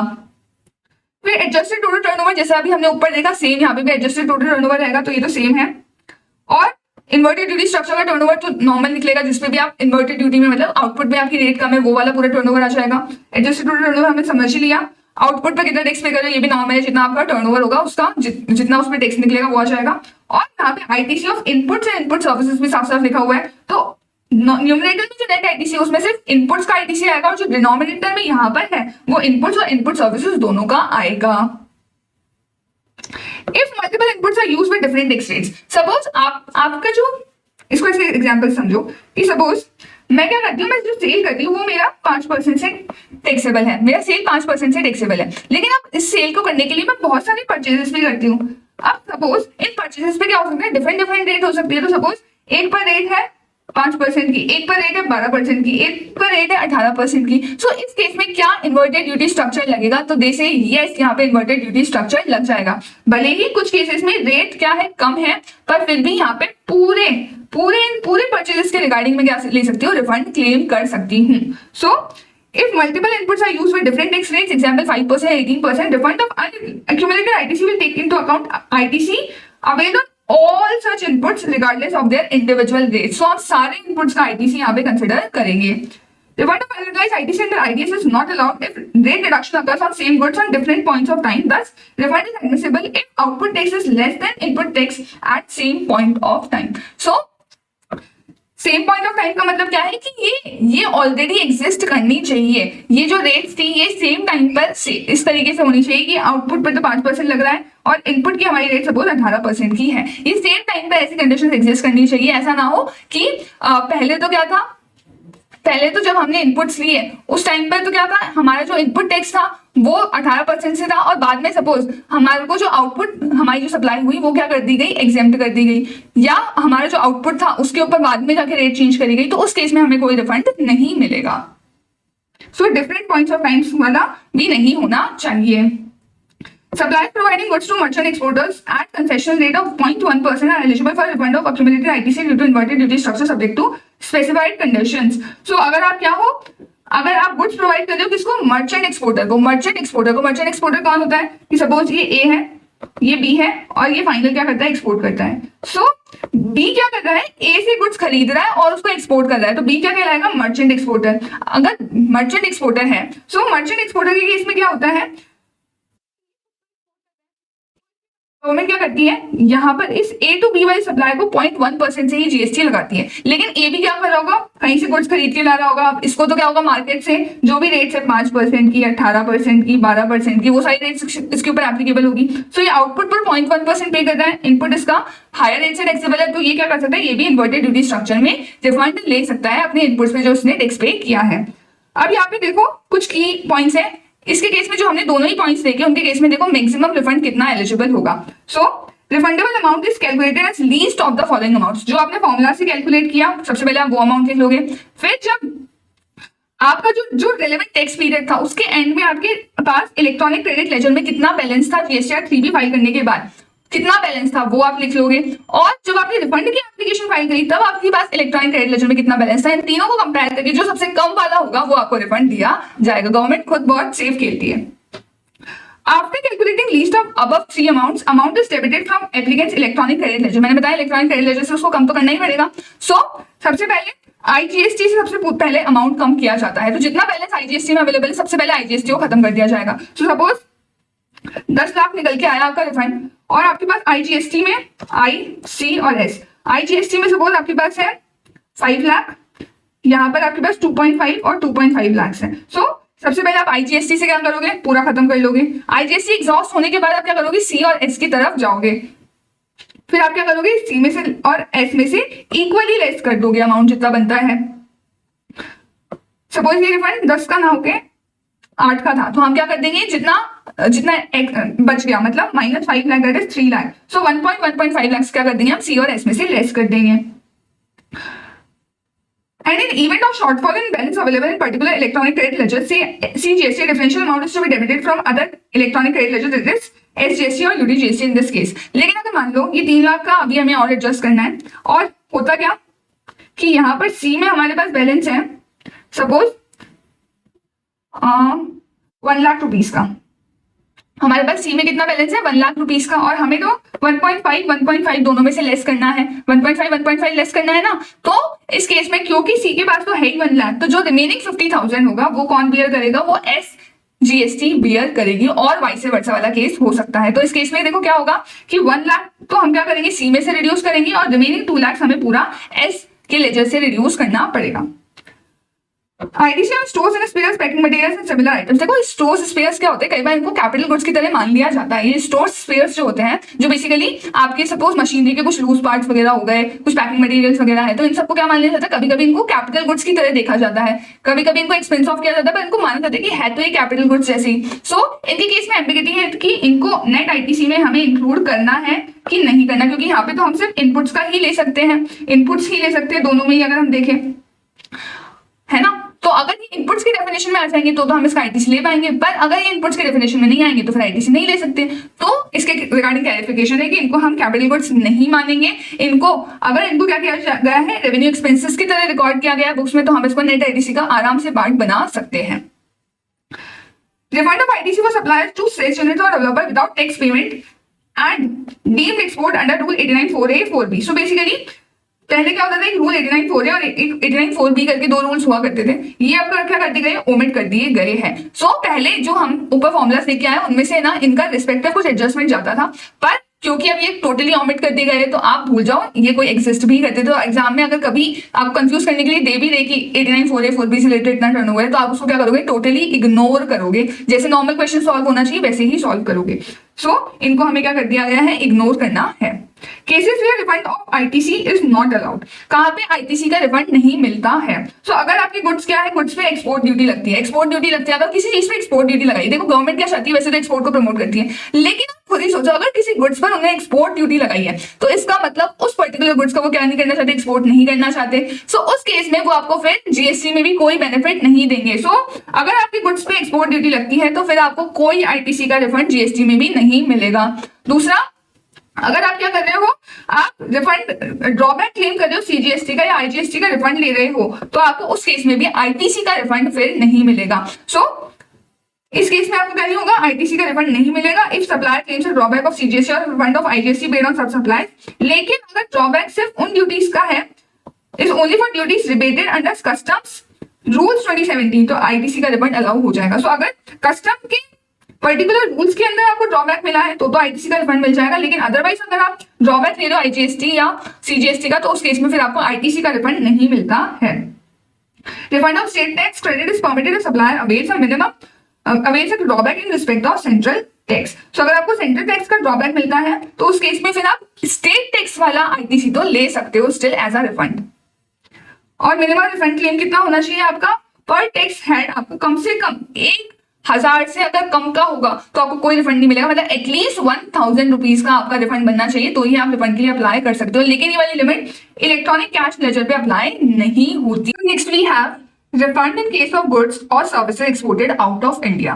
तो हमने अगर एक्सपोर्ट किया है ऑन पेमेंट ऑफ जीएसटी तो उस केस में हमें कैसे रिफंड मिलेगा, क्योंकि आईटीसी का रिफंड कैसे मिलना है, अगर हम without payment of IGST export करते हो तो हम अभी देख चुके हैं, पर अगर हम क्या करते हैं on payment of GST export करते हैं, ZRS की सप्लाई करते हैं, तो उस केस में हमें क्या मिलेगा, कैसे रिफंड मिलेगा वो हमें समझना है। तो अगर आप क्या कर रहे हो, गुड्स का एक्सपोर्ट कर रहे हो, सर्विसेज का हम अलग से देखेंगे। गुड्स का अगर आप एक्सपोर्ट करते हो तो कैसे होता है पूरा procedure. So exports are treated as ZRS under GST, allowing registered person to either export goods and services without paying GST under a bond LLT. ये आपके पास एक मेथड है। और आप क्या कर लो, आईटीसी का रिफंड ले लो, या फिर आप विद आईजीएसटी पेमेंट क्या करो, एक्सपोर्ट करो और पूरे टैक्स पेड का रिफंड ले लो। स्पेसिफाइड क्लास ऑफ पर्सनल और notified goods and services may only be exported on payment of IGST with refund subsequently claim. So अगर कुछ नोटिफाइड गुड्स एंड सर्विसेज है उसके केस में क्या होता है, उनके केस में ऑन पेमेंट ऑफ आईजीएसटी आप क्या कर सकते हो, एक्सपोर्ट कर सकते हो। For exports without IGST payment, shipping bill or bill of export filed with customs serves as refund application. This application is considered filed only when. So अगर आप क्या कर रहे हो, आप विद पेमेंट ऑफ आईजीएसटी क्या कर रहे हो, एक्सपोर्ट कर रहे हो, तो उस केस में ये जो आपका शिपिंग बिल है इसको ही हम क्या मान लेते हैं, रिफंड एप्लीकेशन मान लेते हैं। सो आपने जो शिपिंग बिल फाइल किया है अंडर कस्टम्स लॉ वही आपका क्या ऐसा रिफंड एप्लीकेशन डीम की जाती है, कस्टम्स अथॉरिटी आपका रिफंड डायरेक्टली प्रोसेस कर देते हैं। This application is considered filed only when, लेकिन इसको फाइल्ड कब माना जाएगा, जब क्या हो, person in charge of conveyance submits departure manifest, मतलब आपके गुड्स इंडिया से बाहर जाने चाहिए। सो जब गुड्स का क्या होता है, फाइनली डिपार्चर हो रहा होता है, आपका जो शिप है, वेसल है, वो जब फाइनली जा रहा होता है पर्टिकुलर पोर्ट से, तो उस केस में डिपार्चर मैनिफेस्ट उसके लिए इशू होता है। तो जब तक डिपार्चर मैनिफेस्ट इशू नहीं होगा तब तक आपकी एप्लीकेशन फाइल नहीं मानी जाएगी, मतलब तब तक आपका रिफंड प्रोसेस होना स्टार्ट नहीं होगा। या applicant has filed valid return in GSTR 3B and आपको वैलिड जीएसटीआर 3B की रिटर्न भी फाइल करनी पड़ेगी कि आपने ये सेल डिक्लेयर कर दी है। सो जब तक आपने सेल डिक्लेयर नहीं करोगे जीएसटीआर 3B में तब तक भी हम आपको कोई रिफंड नहीं देंगे। If there is any mismatch between details in shipping bill and GSTR1 as amended in GSTR1A, then application is deemed filed when mismatch is rectified. और shipping bill में जो आपने इन्फॉर्मेशन दिखाई है उससे अगर डिफर करती है आपकी GSTR1 की इन्फॉर्मेशन, GSTR1A जो अमेंडेड इन्फॉर्मेशन है, अगर कुछ भी डिफर होता है तो जब तक ये मिसमैच आप क्लियर नहीं करोगे, सॉर्ट आउट नहीं करोगे, तब तक हम आपकी एप्लीकेशन फाइल नहीं मानेंगे। और आधार ऑथेंटिकेशन भी कंप्लीट होना चाहिए। सो आपका डिपार्चर मैनिफेस्ट सबमिट हो जाना चाहिए, आपने जीएसटीआर 3B फाइल कर देनी होनी चाहिए और आपका आधार ऑथेंटिकेशन भी कंप्लीट होना चाहिए। If additional IGST is paid due to upward price revision, तो उसके केस में उस भले ही आपने on payment of GST export किया है, पर उस पर्टिकुलर जीएसटी कंपोनेंट का जो आपके अपवर्ड रिविजन के कारण राइज हुआ है उसका आपको अलग से रिफंड फॉर्म जीएसटी आरएमटी 101 में क्लेम करना पड़ेगा। GST portal transmits export invoice details to IceGate custom system which verifies export completion and sends confirmation back. So GST portal क्या करेगा, IceGate को एक्सपोर्ट की डिटेल्स दे देगा कि आप GST CPM फाइल कर रहे हो, आप बता रहे हो उनको। सो साथ में क्या करेंगे, आपस में इंटीग्रेट करेंगे और वो एक दूसरे को कंफर्मेशन भेज देंगे कि हाँ ये एक्सपोर्ट था, वो भी बोलेगा कि हाँ ये एक्सपोर्ट था। अगर ये कंफर्मेशन हो जाती है तो जब ये upon successful validation and submission of GST ये IceGate ये जो प्रॉपर कस्टम ऑफिसर है वो आपको क्या कर देगा, फाइनली रिफंड प्रोसेस कर देगा एंड जो आपका IGST है वो आपके रजिस्टर्ड बैंक अकाउंट में क्रेडिट कर दिया जाएगा जितना आपका रिफंड बनता है। रिफंड क्लेम्स भी विदहेल्ड इन स्पेसिफिक केसेस। अब आपका यहाँ पर किस केसेस में रिफंड विदहेल्ड किया जा सकता है। सो अगर CGST SGST वाले जो आपका कमिश्नर है उनको लगता है आपका रिफंड विदहेल्ड होना चाहिए और वो क्या कर दे, रिक्वेस्ट कर दे, या जो आपका कस्टम्स वाले ऑफिसर्स हैं उनको लगता है आपने कुछ गड़बड़ी करी है, एक्सपोर्ट आपने कस्टम्स एक्ट का वायलेशन में कर दिया है, या रिस्क एनालिसिस कुछ पैरामीटर्स के बेसिस पे डिपार्टमेंट ने कुछ पैरामीटर्स बना रखे, अगर आप उन पैरामीटर्स में फ्लैग कर दिए जाते हो, मतलब आपके केस में कुछ गड़बड़ मिल सकती है ऐसा पोर्टल फ्लैग कर रहा है, तो कस्टम्स कमिश्नर और authorised officer based on risk analysis require verification of exporters credentials. तो रिस्क एनालिसिस के बेसिस पर आपके क्रेडेंशियल्स को पहले वेरीफाई करना जरूरी है। ITC claims before grant of refund to safeguard interest of revenue. So अगर interest of revenue बचाना है तो पहले आपका वेरिफिकेशन करना पड़ेगा, तो उस केसेस में आपका रिफंड विदहेल्ड किया जा सकता है।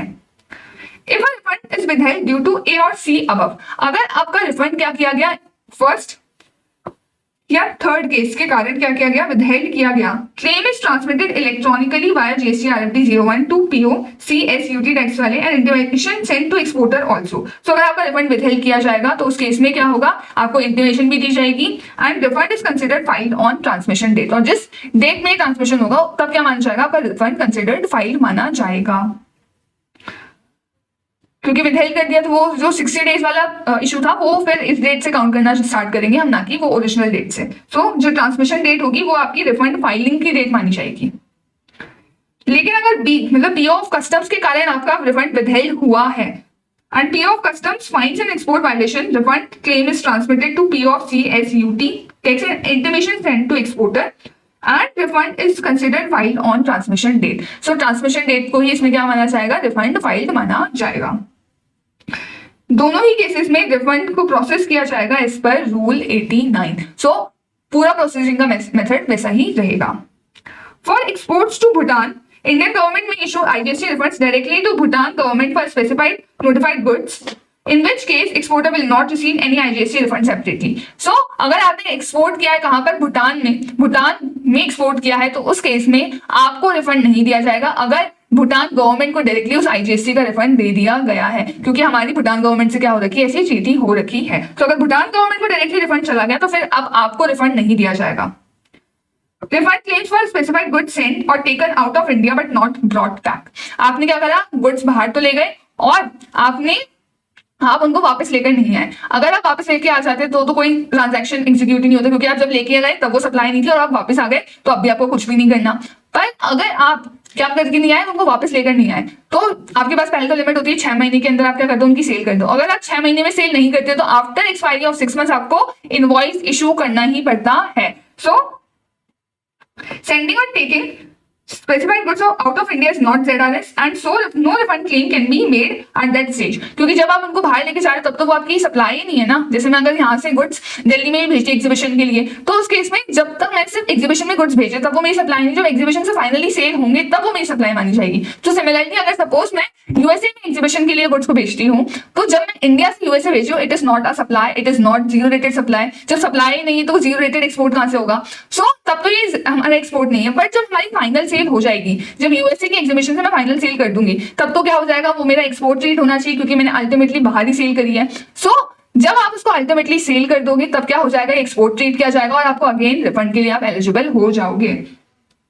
और दूसरा केस क्या बनता है कि अगर आपने क्या कर दिया, 6 महीने की एक्सपायरी तक आपने कोई सेल का एक्चुअल ट्रांजैक्शन नहीं हुआ, तो उस केस में आफ्टर एक्सपायरी ऑफ 6 मंथ्स तो आपको डायरेक्टली खुद ही इनवॉइस इशू करना पड़ेगा। तो सप्लाई सीम टू अगर either after 6 months if goods are neither sold not brought back और on date of sale for quantity sold within 6 months. So दोनों के रिस्पेक्ट में हम अकॉर्डिंगली डिटरमाइन कर लेंगे। Refund can be claimed under section 54(3) and rule 89(4) without IGST payment after issuing a tax invoice, but not under rule 96 with IGST payment as supply occurs after goods have already been sent।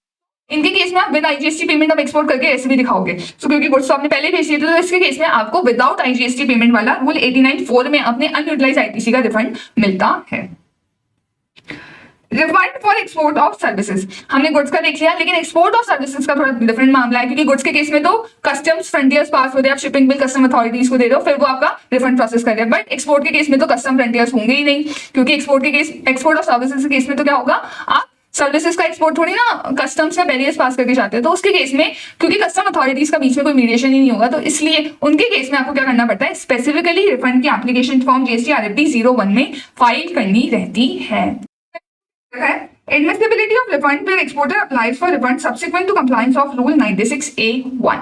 So अब हमें देखना है कि अगर आपने rule 96A(1) का क्या कर दिया, कंप्लायंस कर दिया, तो उसके बाद रिफंड का क्या पूरा प्रोसीजर रहता है। सो ये मैंने लास्ट चैप्टर में आपको समझाया था। इस पर रूल 96A(1) इसके थ्रू क्या होता है कि अगर आप विदाउट पेमेंट ऑफ आईजीएसटी क्या करते हो, एक्सपोर्ट करते हो, तो आपको क्या देना पड़ता है, बॉन्ड एन्युटी देना पड़ता है, जिसमें आप क्या करते हो, ये वादा करते हो कि अगर आप गुड्स के केस में एक्सपोर्ट नहीं कर पाए तो आफ्टर एक्सपायरी ऑफ 3 मंथ्स आप क्या करोगे, आपको 3 महीने खत्म हो जाने के बाद विद इन 50 डेज में जितना भी टैक्स बनता था प्लस जितना भी इंटरेस्ट बनता है वो आप पे कर दोगे। और सप्लाई ऑफ सर्विस के केस में अगर आप पेमेंट फॉरेन करेंसी में रियलाइज नहीं कर पाए, या फिर अगर आरबीआई की परमिशन है तो आईएनआर में भी रियलाइज नहीं कर पाए, तो उस केस में आपको क्या मिल जाएगा, आपको जितना आपका टैक्स बनता है, जितना इंटरेस्ट बनता है, जो आपने जिसका हमने छूट ली थी, वो आपको पे करना पड़ जाएगा। So with in 15 days after 1 year और period allowed in the FEMA whichever is later from date of issuance of export invoice, आपको टैक्स इंटरेस्ट पे करना रहेगा।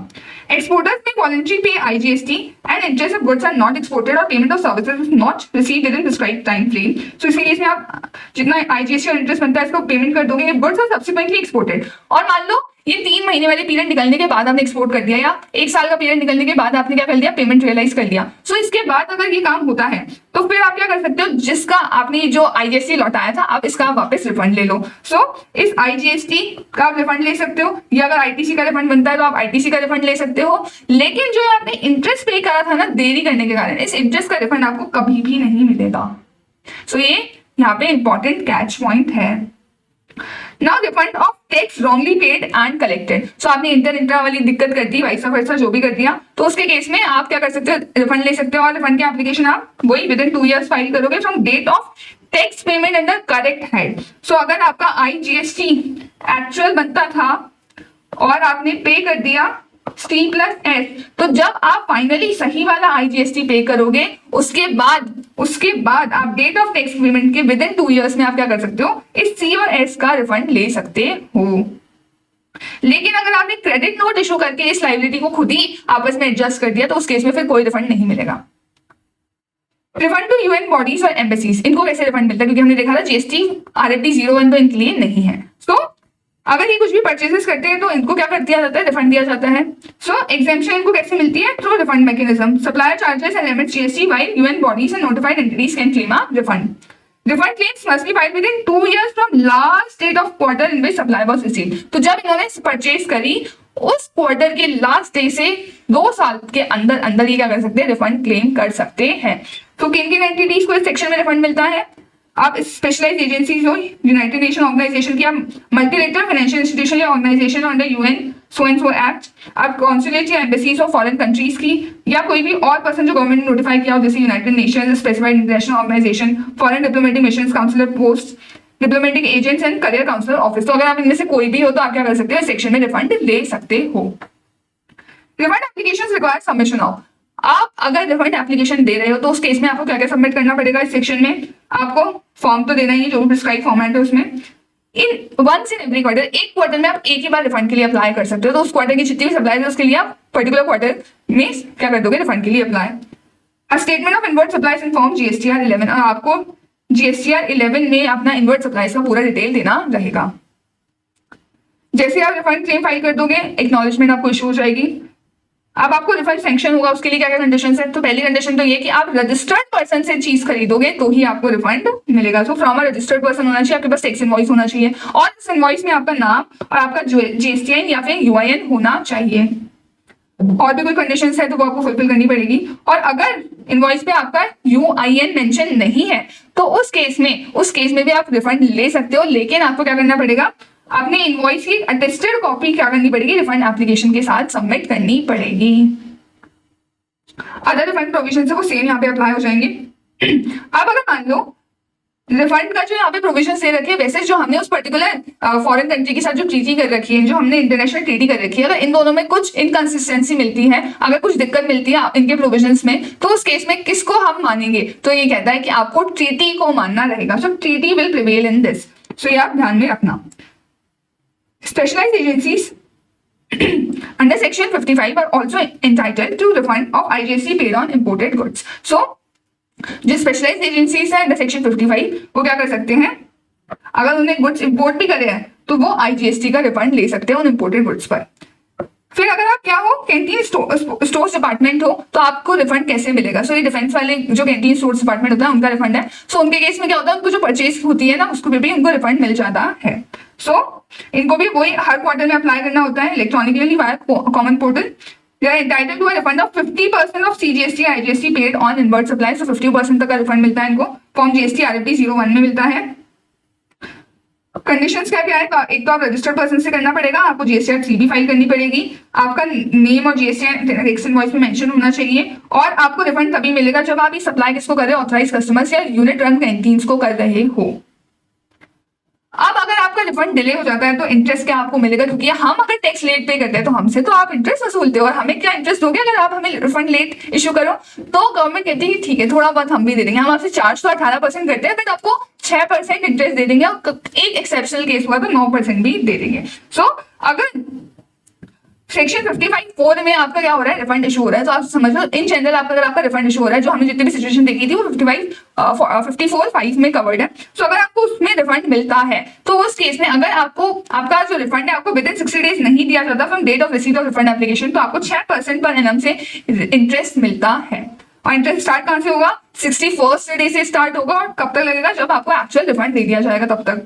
लेकिन अगर किसी अपील या प्रोसीडिंग्स के कारण आपको रिफंड मिलना था और उसमें अगर डिले हो गया तो उस केस में वही 61st डे से लगेगा till date of actual refund grant तक लगेगा, लेकिन लगेगा कितने परसेंट से, 9% की रेट से। सो अगर प्रोसीडिंग्स के कारण आपको ऑर्डर पास किया फिर भी आप लेट कर रहे हो तो आपके ऊपर थोड़ा ज्यादा पनिशमेंट लगेगी, बट अदरवाइज 6% का लगता है। अब देखो एक्सप्लेनेशन क्या है। अगर मान लो an order of refund passed by appellate authority, appellate tribunal or court against a PO's order under section 54(5) will also be deemed as an order under section 54(5) only. So इसका मतलब देखो क्या है कि अगर मान लो PO का एक ऑर्डर था 54(5) में, सपोज उन्होंने आपका क्या कर दिया, रिफंड रिजेक्ट कर दिया था, और उसके अगेंस्ट आप कहां चले गए, अपील में चले गए, और अपील में जाने के बाद आपका रिफंड क्या हो जाता है, एक्सेप्ट कर दिया जाता है। सो ये कहना चाह रहे हैं कि अगर इस केस में ये इन अथॉरिटीज ने क्या किया है, आपका रिफंड का ऑर्डर पास किया है, तो उसको हम ये 54(5) वाला ही रिफंड मानेंगे, मतलब उसके केस में आपको 6% वाला इंटरेस्ट के लिए आप एलिजिबल रहोगे, उसको इस कैटेगरी में हम नहीं मानेंगे। PO shall issue an order along with the payment order if interest is due under section 56. So अगर आपका इंटरेस्ट भी ड्यू होता है तो आपको क्या दिया जाएगा, एक ऑर्डर दिया जाएगा along with the payment order कि आपको पेमेंट करना है उसके regarding. Order must specify amount of delayed refund, period of delay and amount, total interest amount. So आपकी जो ऑर्डर होगा उसमें सब कुछ स्पेसिफाई होगा, and interest amount shall be electronically credited to your registered bank account, आपके bank में आएगा इंटरेस्ट का अमाउंट। अब देखो कंज्यूमर वेलफेयर फंड हम करे जाते हैं, कंज्यूमर वेलफेयर फंड क्या होता है, तो बेसिकली इसको क्रिएट किया गया ताकि कंज्यूमर्स के वेलफेयर के लिए इस पैसे को यूज किया जा सके। So it is created to promote and protect consumer welfare particularly in rural areas. Refund amount not payable to applicant due to principle of unjust enrichment, वो कहा जाता है सीधा कंज्यूमर वेलफेयर फंड में डाल दिया जाता है। कंज्यूमर वेलफेयर फंड में देखो कौन कौन से अमाउंट चाहिए, एक तो जो आपका जितना भी अमाउंट हमने 54(5) में देखा, जिन पे भी अनजस्ट एनरिचमेंट वाला प्रिंसिपल लगता है तो वो कहां चल जाएगा, CWF में। साथ ही साथ अगर इन फंड्स के ऊपर कोई इनकम जनरेट होगी तो वो भी इस फंड का पार्ट बनेगी, और इसके अलावा भी कोई और मनी इस फंड में जाता है तो वो सारा इस फंड का पार्ट ही रहेगा। This rule mandates that all amounts of duty, CGST, SGST, IGST, UTGST, cess and income from investment and other monies specified in erstwhile पिछले जो एक्साइज में अगर कुछ कलेक्शंस होते थे तो उसको भी हमने क्या कर दिया, इसके साथ ही मर्ज कर दिया, प्लस प्रेजेंट GST एक्ट में अगर कुछ भी कलेक्शंस हुए तो ये कहा जाएगा, कंज्यूमर वेलफेयर फंड में जाएगा। अगर आपका जो रिफंड है वो 54(5) में डिटरमाइन हुआ है तो उसका आईजीएसटी का रिफंड है तो 50% कहाँ जाएगा, सीधा कंज्यूमर वेलफेयर फंड में चला जाएगा। और अगर कंपनसेशन सेस वगैरह है तो उसका भी 50% इस कंज्यूमर वेलफेयर फंड में ही जाएगा, क्योंकि ये सेंट्रल का है तो 50% ही ये क्या कर सकते हैं, अपने कंज्यूमर वेलफेयर फंड में डाल सकते हैं।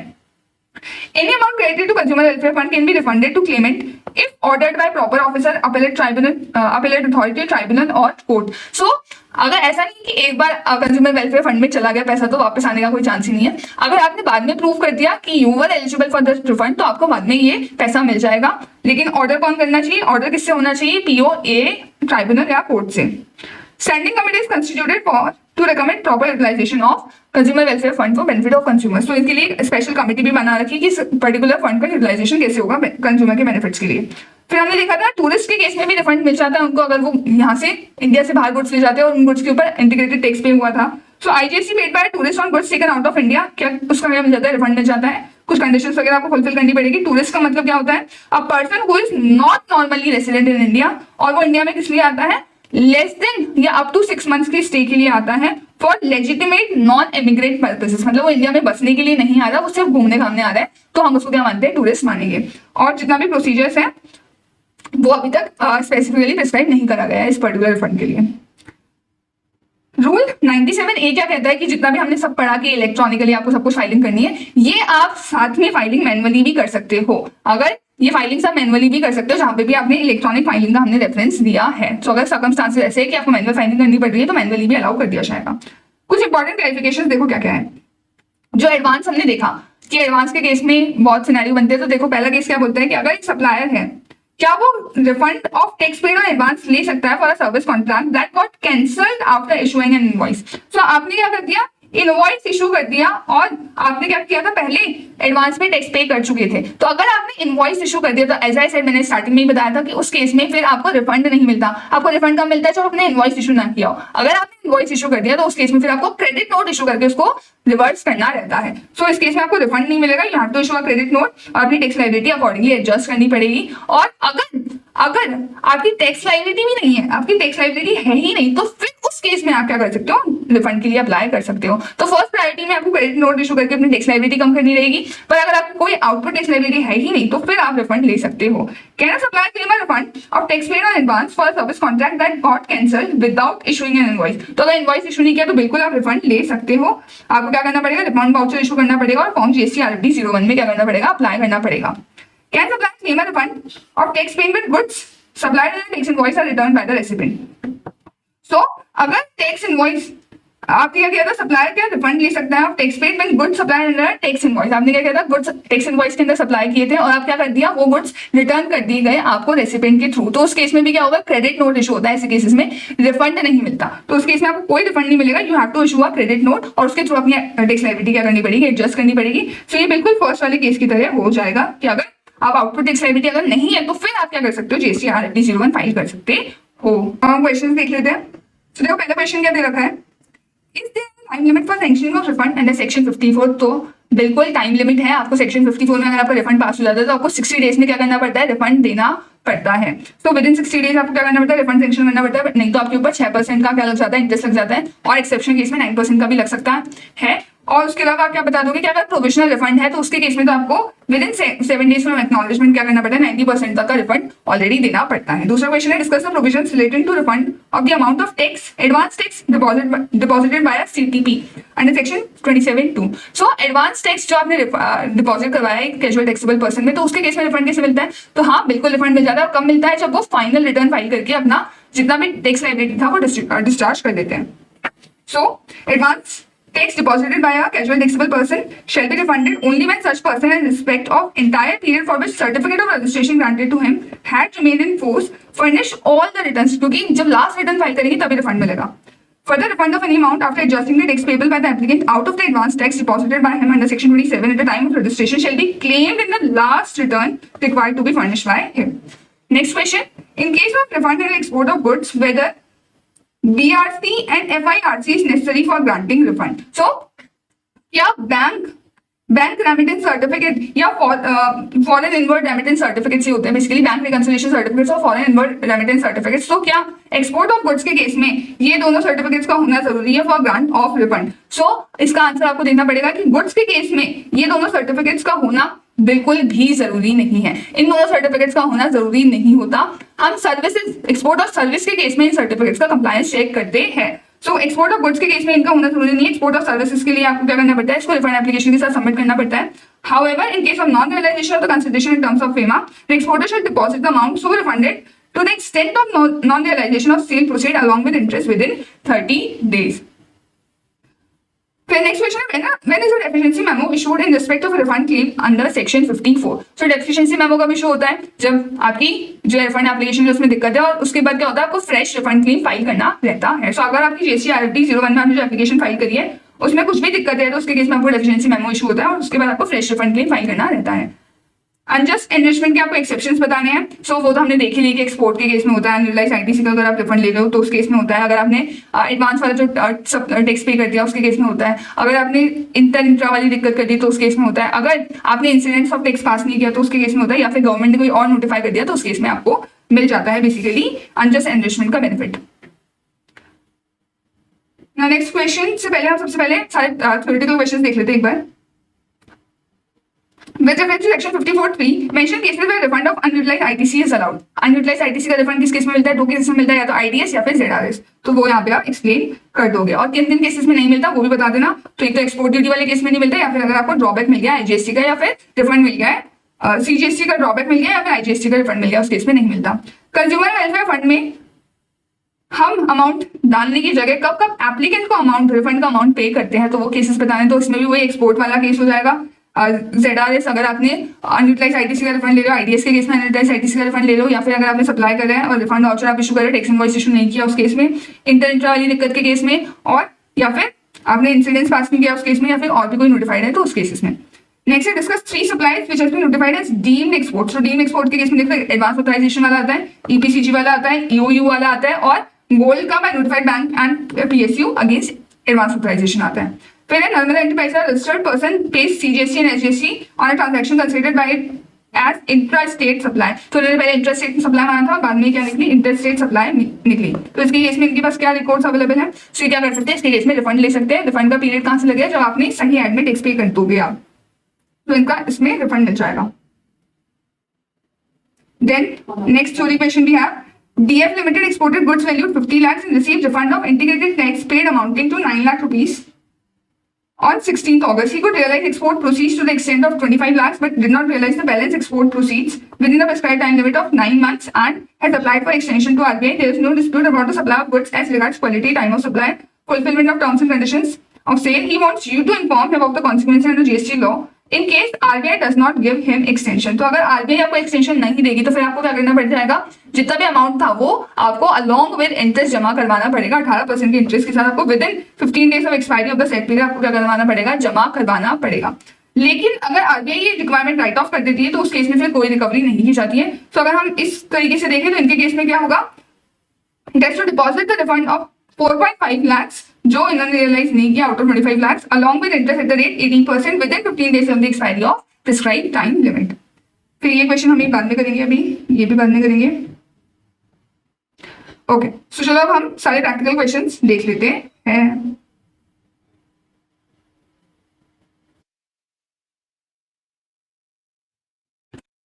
Kailash Global Private Limited supplies various goods in domestic and international markets. It is engaged both in manufacturing and trading of goods. It is registered under GST in the state of Karnataka. It exports goods without payment of tax under LUT. ये without payment of tax क्या कर रहे हैं, export कर रहे हैं। हमें कुछ सप्लाईज की डिटेल दे रखी है। पहला क्या दे रखा है, एक्सपोर्ट किया इन्होंने प्रोडक्ट A का टू UK फॉर $10,000 और इसकी कस्टम्स में एसेसिबल वैल्यू INR में कितनी है, 7 लाख रुपीज की। फिर क्या कह रहा है, export duty is payable on product A at the time of export for the value of likely domestic goods है 6 लाख। सो अगर किसी गुड्स पे क्या करते हो आप, एक्सपोर्ट ड्यूटी पे करते हो, तो मैंने बताया था उस केस में ITC नहीं मिलता क्योंकि गवर्नमेंट आपको उन गुड्स का रोकना चाह रही है एक्सपोर्ट, इसलिए उसके ऊपर एक्सपोर्ट ड्यूटी लगा रही है। सो इसके केस में कोई आपको रिफंड नहीं मिलता ITC का, अनयूटिलाइज्ड ITC का। उसके बाद domestic supply of taxable product B during the period excluding tax at the rate 5%। सो यहाँ पर आउटवर्ड पे हम 5% की टैक्स पे कर रहे हो, इनपुट्स पर 18% से क्या हो रहा है, इनपुट्स पर 18% का जीएसटी एप्लीकेबल हो रहा है।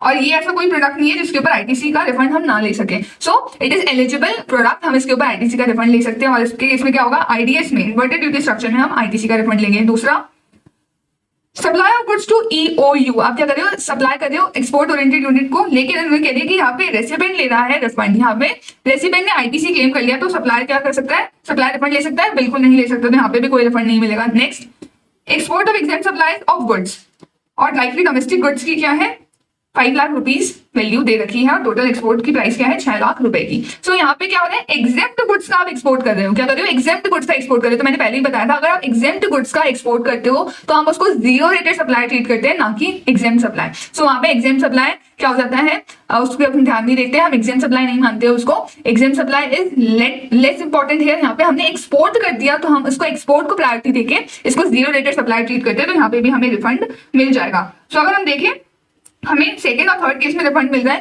फर्स्ट और थर्ड केस में कोई रिफंड नहीं मिलेगा। और हमसे पूछा गया हमें मैक्सिमम रिफंड अमाउंट कैलकुलेट करना है, तो ये तो ZRS में रिफंड आएगा और यहाँ पे आईडीएस में रिफंड आएगा। तो अगर हम ZRS का रिफंड कैलकुलेट करें तो कैसे कैलकुलेट होगा कि ZRS में inputs plus input services, input plus input services का हम नेट आईटीसी में कैलकुलेशन यूज करते हैं। सो नेट आईटीसी क्या हो जाएगा हमारा 5 लाख रुपीज का, multiply by zero rated supply of goods plus zero rated supply of services का टर्नओवर। तो सर्विसेज तो है नहीं, सिर्फ गुड्स है। गुड्स कितने हैं, 6 लाख की वैल्यू दे रखी है इनकी, लेकिन हमने देखा था कि इनकी वैल्यू को हमें कंपेयर करना पड़ता है लोअर ऑफ या तो जिस वैल्यू पे आपने एक्सपोर्ट किया है और 1.5 times of the domestic supply. So 5 lakh का 1.5 क्या हो जाएगा, 7.5 लाख वैसे 6 लाख, whichever is lower। सो 6 लाख हमारा क्या हो जाएगा, जीरो रेटेड सप्लाई का टर्नओवर। सो यहाँ पे 6 लाख हमारा जीरो रेटेड सप्लाई का टर्नओवर हो गया। फिर हम नीचे क्या लेते हैं, डिनोमिनेटर में एडजस्टेड टोटल टर्नओवर लेते हैं। तो एडजस्टेड टोटल टर्नओवर देखो क्या होगा, 6 lakh plus 5 lakh plus 10 lakh and plus 7 lakh. So 17 plus 5 22 plus 6 28 lakh. So 28 lakh हमारा टोटल एडजस्टेड टर्नओवर आ जाएगा। तो अगर हम इसकी कैलकुलेशन करें तो 5 into 6 divided by 28, it comes 107,143 rupees. 107,143 का हमारे ZRS में रिफंड हो गया। अब हम आईडीएस में रिफंड निकाल लेते हैं। सो आईडीएस में रिफंड कैसे निकलता है, आईडीएस में रिफंड कैसे निकलता है, सबसे पहले हम लेते हैं नेट आईटीसी। नेट आईटीसी लेकिन सिर्फ इनपुट्स का लेते हैं यहाँ पे, तो 3,50,000 multiply by inverted duty structure का टर्नओवर। इन्वर्टेड ड्यूटी स्ट्रक्चर की सप्लाई कितनी है हमारी 10 लाख रुपए की, तो 10 लाख रुपीज हमारे न्यूमरेटर में आ जाएगा। Divide by adjusted total turnover, अभी कैलकुलेट किया 28 लाख माइनस किससे करते हैं, आगे हम नेट आईटीसी लेते हैं 350 का, इसको मल्टीप्लाई तो किससे करते हैं, हमने इन्वर्टेड ड्यूटी स्ट्रक्चर पे कितना टैक्स पे किया। सो 10 लाख का 5% है 50,000 रुपीज। 10 लाख का 5% है 50,000 रुपीज हमारा आउटपुट पे टैक्स हो गया। डिवाइड किससे करते हैं, इनपुट्स टर्नओवर से, इनपुट्स प्लस इनपुट सर्विसेज के आईटीसी से। तो 3 लाख प्लस 150 से 1,50,000 से हम इसको डिवाइड कर देंगे, मतलब 5 लाख से इसको डिवाइड कर देंगे। सो अगर हम इसको कैलकुलेट करें 3,50,000 डिवाइडेड बाय 125 तो ये निकल के आ जाएगा, और ये कितना निकलेगा 35,000, तो ये हो जाएगा 90,000 का हमारा इस केस में रिफंड। आईडीएस के केस में हमारा 90,000 का रिफंड बन गया, और ZRS के केस में 107,143 का, ना टोटल रिफंड कितना हो जाएगा 197,143 रुपीज का। सो अगर हम आंसर देखें 197,143 का हमारा क्या है टोटल रिफंड निकल के आ रहा है। और ये आप ऐसे नोट्स दे दोगे, कैलकुलेशन ऑफ कोर्स आपको करके दिखानी रहेगी। फॉर्मूला मैं सजेस्ट करूंगी आपको लिखना चाहिए, बिल्कुल लिखना चाहिए, कुछ स्टूडेंट्स पूछते हैं, so you must write immediately. Now next question is super engineering works agriculture supplier Haryana में, it is engaged in supply of taxable goods within the state। हमें डिटेल्स दे रखी टर्नओवर की और एप्लीकेबल जीएसटी की रेट्स दे रखी फाइनल प्रोडक्ट्स पे। Manufactured by super engineering works as also ITC availed on inputs used in manufacture of each of the final products and GST rates applicable on same during experience. हमें पूरी information दे रखी। सबसे पहले तो देखा है product ए जो आप मैन्युफैक्चर करके सेल करते हो उसका टर्नओवर है 5 लाख रुपीज का, इसमें जीएसटी की रेट है 5% की, आईटीसी 54,000 का है गुड्स का, और जीएसटी इनपुट पे जीएसटी रेट है 18% की।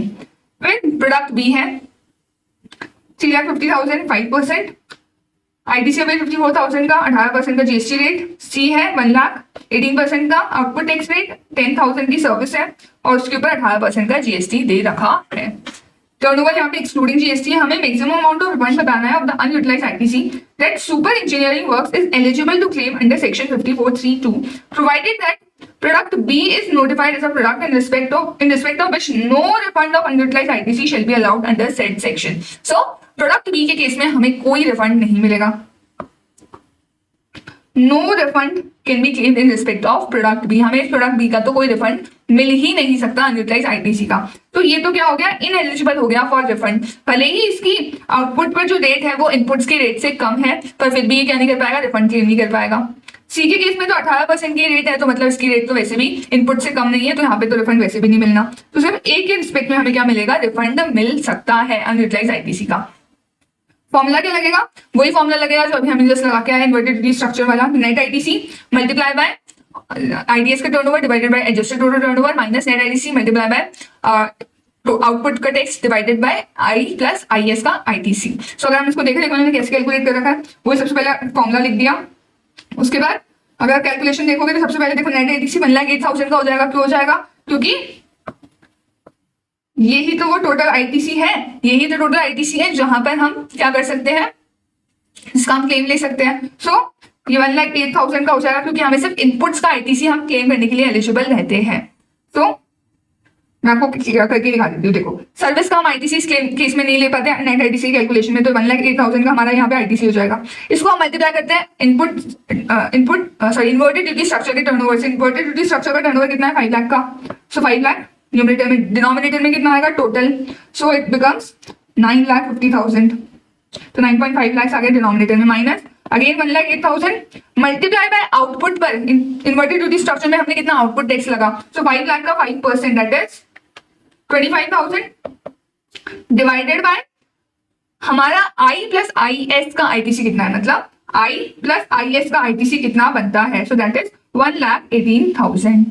सो अगर हम कैलकुलेट करें इसको, multiply by 118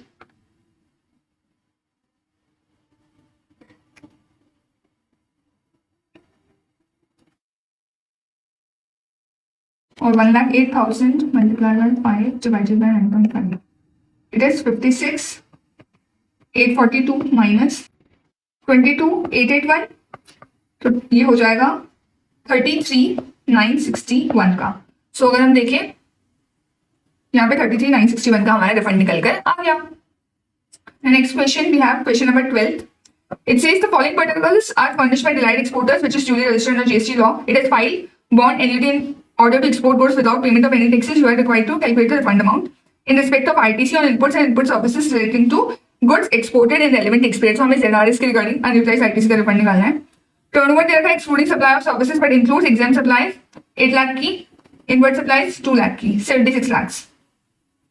Zero rated supply of goods under bond annuity 12 lakh की, export services under bond annuity 48 lakhs, non zero rated supply of services 10 lakhs, payments received again 48 lakh का, जिसमें से 12 लाख की अभी सर्विसेज सप्लाई करना बाकी है. Advance received in the past against which ZRS have been made in the current tax period 14 lakh. Turnover दे रखा है, अगर कभी 49, देखो ये क्वेश्चन मैंने इसीलिए दिया कि अगर आपको 89 से कंफ्यूज करे तो आपको कंफ्यूज नहीं होना. इनका टर्नओवर का हम कोई इंप्लीकेशन हमारे आंसर में नहीं देंगे, इसको टोटली इग्नोर कर देंगे. ITC on inputs and input services 12 lakh है टोटल, और 89,4A/4B से रिलेटेड आईटीसी 2,40,000 का हो सकता था. तो हम रिवाइज सोल्यूशन इस बेसिस पे देंगे कि हम जानते नहीं जैसे कुछ एग्जिस्ट करता है, तो इनको हमें टोटली इग्नोर करना है for the purpose of our calculation. So अगर हम इसका आंसर देखो कैसे सॉल्व करेंगे.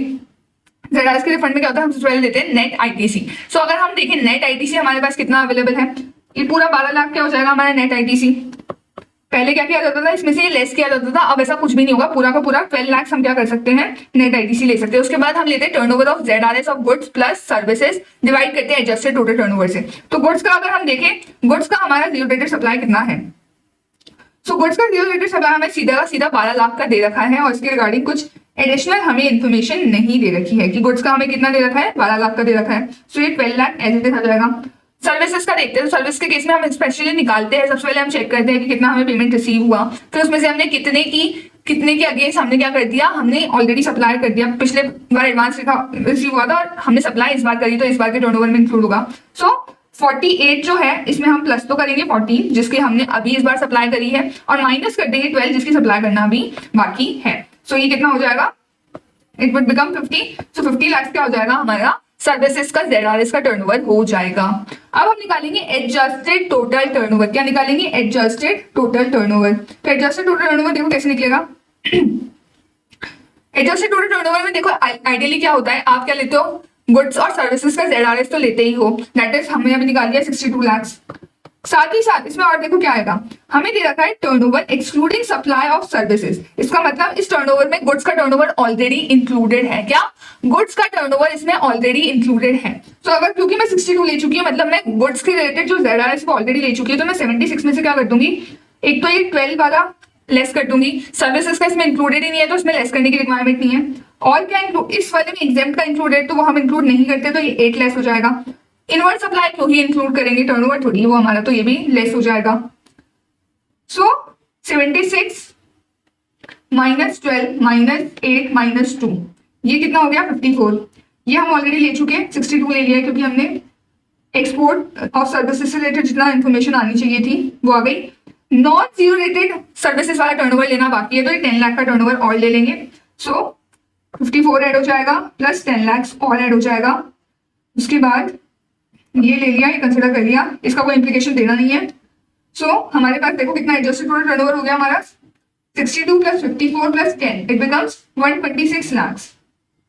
और ऊपर कितना हो गया, ऊपर हो गया 62 लाख का। सो अगर हम इसको कन्वर्ट करें, देखो कितना आएगा, 12 lakh multiply by 62 divided by 126, it comes 590,476 का रिफंड। तो 590,476 का हमारे यहाँ पे रिफंड निकल कर आ गया। क्वेश्चन 13 है, ever young manufacturers LLP registered supplier GST में manufacturing of Ayurvedic cosmetic products से कर रहे हैं in the state of Gujarat. हमें इन्फॉर्मेशन दे रखी है जनवरी मंथ की। सबसे पहले दे रखा है स्किन प्रोडक्ट्स का आउटवर्ड सप्लाई 2.5% की रेट है 50 लाख का। फिर 6% वाला है 50,000 का। फिर इनपुट्स पर 6% की रेट है 35 लाख। इनपुट सर्विसेज पर 2.5% की रेट दे रखी है, और कैपिटल गुड्स की रेट यहाँ पे दे रखी है। हमें GST का मतलब रिफंड का अमाउंट निकालना है। सो देखो कैसे निकलेगा, नेट ITC लेते हैं, उसको मल्टीप्लाई करते हैं इन्वर्टेड ड्यूटी स्ट्रक्चर सप्लाई से, डिवाइड करते हैं एडजस्टेड टोटल टर्नओवर से माइनस करते हैं, फिर net ITC multiply by output tax on inverted duty supply divide करते हैं फिर किससे, I प्लस IS के टर्नओवर ITC से। सो नेट ITC सबसे पहले हम किसका लेते हैं, सिर्फ इनपुट्स का लेते हैं। सो इनपुट्स का हमारा ITC कितना बढ़ेगा, 35 लाख मल्टीप्लाई बाय 12%। 35 लाख का 12% आ जाता है 4,20,000। इसको मल्टीप्लाई करेंगे इन्वर्टेड ड्यूटी स्ट्रक्चर के टर्नओवर से which is 50 lakh rupees, divide कर देंगे एडजस्टेड टोटल टर्नओवर, इन दोनों का total that is 50.50 lakh minus again 4,20,000 multiply इस बार किससे करेंगे, आउटवर्ड पर हमारा आउटपुट टैक्स कितना है 50 लाख का 5% हो जाएगा। सो 2,50,000 डिवाइड करेंगे किससे, I प्लस IS के टर्नओवर से। सो 4,20,000 हमें इनपुट्स का तो पता है, इनपुट सर्विसेज का देखो कितना होगा 25,000 हो जाएगा। सो 4,45,000। अगर हम इसको सॉल्व करें 4,20,000 मल्टीप्लाई 50 डिवाइडेड बाय 50.5, तो ये तो हो जाता है 415, 842 समथिंग, और 4,20,000 मल्टीप्लाई बाय इट कम्स 235,955। सो 179,887 आपका रिफंड निकल के आ जाएगा। सो 179,887 का रिफंड हो गया टोटल C और S का, और दोनों का ईच में ये हो जाएगा। नेक्स्ट क्वेश्चन है, Jain company registered supplier GST में is engage in weaving yarns into fabrics, और इन्फॉर्मेशन दे रही है सबसे पहले आउटवर्ड सप्लाई की डिटेल से 2.5% से करते हैं। इनवर्ड सप्लाई हमारे कितना परसेंट से हो रहा है, 6% से। सर्विसेज का दे रखा है 2.5% से 4 लाख का। मशीनरीज का दे रखा है 45 लाख का। हमें अगेन कोई रिफंड अमाउंट निकालना है, सो कैसे निकलेगा, वही सेम कैलकुलेशन होगी। सबसे पहले नेट ITC लेंगे, नेट ITC में हमारा कितना आ जाएगा, ये सिर्फ इनवर्ड सप्लाईज का होगा 24 लाख का। अगर हम निकाले 24 लाख का 12%, तो 24 लाख का 12% कम्स 2,88,000। मल्टीप्लाई करेंगे IDS का टर्नओवर से which is 30 lakh rupees, divide करेंगे एडजस्टेड टोटल टर्नओवर, तो हमारे पास आउटवर्ड सप्लाई में सिर्फ है ही है, डिवाइड 30 लाख से ही हो जाएगा, माइनस करेंगे 2,88,000 मल्टीप्लाई किससे होगा, आउटवर्ड पर हमारे कितना टैक्स लग रहा है 30 लाख का 5% which comes 1,50,000। So 1.5 lakh divided by I plus ISS, inputs और इनपुट सर्विसेज का टर्नओवर डिवाइड में लेते हैं तो 24 लाख पे तो 12% कितना हो रहा है 288, और 4 लाख पर अगर हम 5% निकालें इट कम्स 20,000, सो ये हो जाएगा 3,08,000। सो अगर हम इसको सॉल्व करें 3,08,000 तो ये तो हो जाएगा 140, 260 और ये हो जाएगा 2,88,000। सो माइनस करने पे कितना आएगा, इट कम्स 147,740, 147,740, और C प्लस S का आया है तो अगर ईच का निकाले तो कितना हो जाएगा 73,870। तो अगर हम चेक करें 73,870 का हमारा ईच में निकल कर आ गया। नेक्स्ट क्वेश्चन है सिनोटिक्स प्राइवेट लिमिटेड मैन्युफैक्चर करता है taxable goods X and exam good S. Product S is sold in international markets without payment of tax under LUT. The company is registered in GST in the state of Maharashtra. Company ने ये information दी है एक tax period की। Product X को export किया है UK में 12,000 pounds में, और Q को बेटी एंटरप्राइजेस को सप्लाई किया with in India for 20 lakh rupees. दोनों में ही एक्सक्लूसिव और टैक्स हमें अमाउंट दे रखे हैं। इनवर्ड सप्लाई की डिटेल दे रखी है, इनपुट्स, कैपिटल गुड्स और इनपुट सर्विसेज का कितना GST वो हमें बता दिया। उसके बाद इन्होंने कहा कि जो प्रोडक्ट S है जिसको हमने यूके में एक्सपोर्ट किया है उसकी इंडियन रुपीज में 12 लाख की वैल्यू है, और सिमिलर डोमेस्टिक सप्लाई वाले गुड्स की वैल्यू कितनी आती है 10 लाख रुपीज। तो हमें वो 1.5 वाला मेथड लगाने में हेल्प करेगा। सो अगर हम 1.5 लगाएंगे तो 15 लाख और 12 lakh, whichever is lower is 12 lakh rupees, तो यहाँ पे हम 12 लाख ही कंसिडर करेंगे। फिर जो बेटी एंटरप्राइज है जो हमारी सेकंड ये 20 लाख वाली सेल हुई है, इसके रिगार्डिंग में कहा है कि ये क्या है 100% EOU को सेल हुई है। क्या है EOU को सेल हुई है, और ये जो बेटी एंटरप्राइजेस इसने क्या कर लिया, खुद ने ITC अवेल कर लिया। तो अगर बेटी एंटरप्राइज ने ITC ले लिया तो हम रिफंड नहीं ले सकते, तो इसका हम रिफंड नहीं ले पाएंगे। Balance in electronic credit laser at the end of next period for which refund claim is filed is ₹5,80,000। तो हमें balance of electronic credit laser से कोई मतलब नहीं होता, हम तो करंट पीरियड का ITC चेक करते हैं। और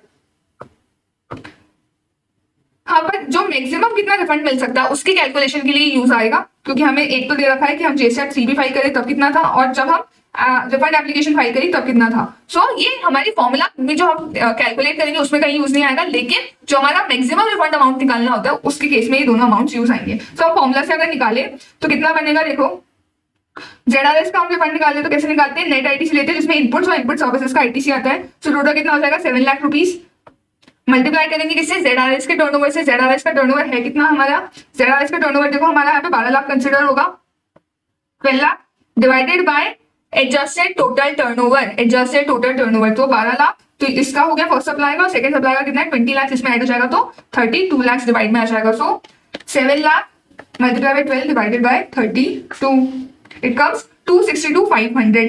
262,500 फॉर्मूला से आया, और 580 और इधर कितना है 3 लाख, व्हिचएवर इज लोअर, मतलब 262,500 का हमें रिफंड मैक्सिमम मिल सकता है। सो ये 262,500 निकल गया, और मिल भी कितना पाएगा, मैक्सिमम 262,500 का ही मिल पाएगा। अगर हम कैलकुलेशन भी करें लोअर वाली सो तब भी इतना ही निकल कर आएगा। सो ये हमारे यहाँ पे सारे क्वेश्चंस कंप्लीट होते हैं। Let me know if these videos are useful for you. That's all for today. Radhe Krishna.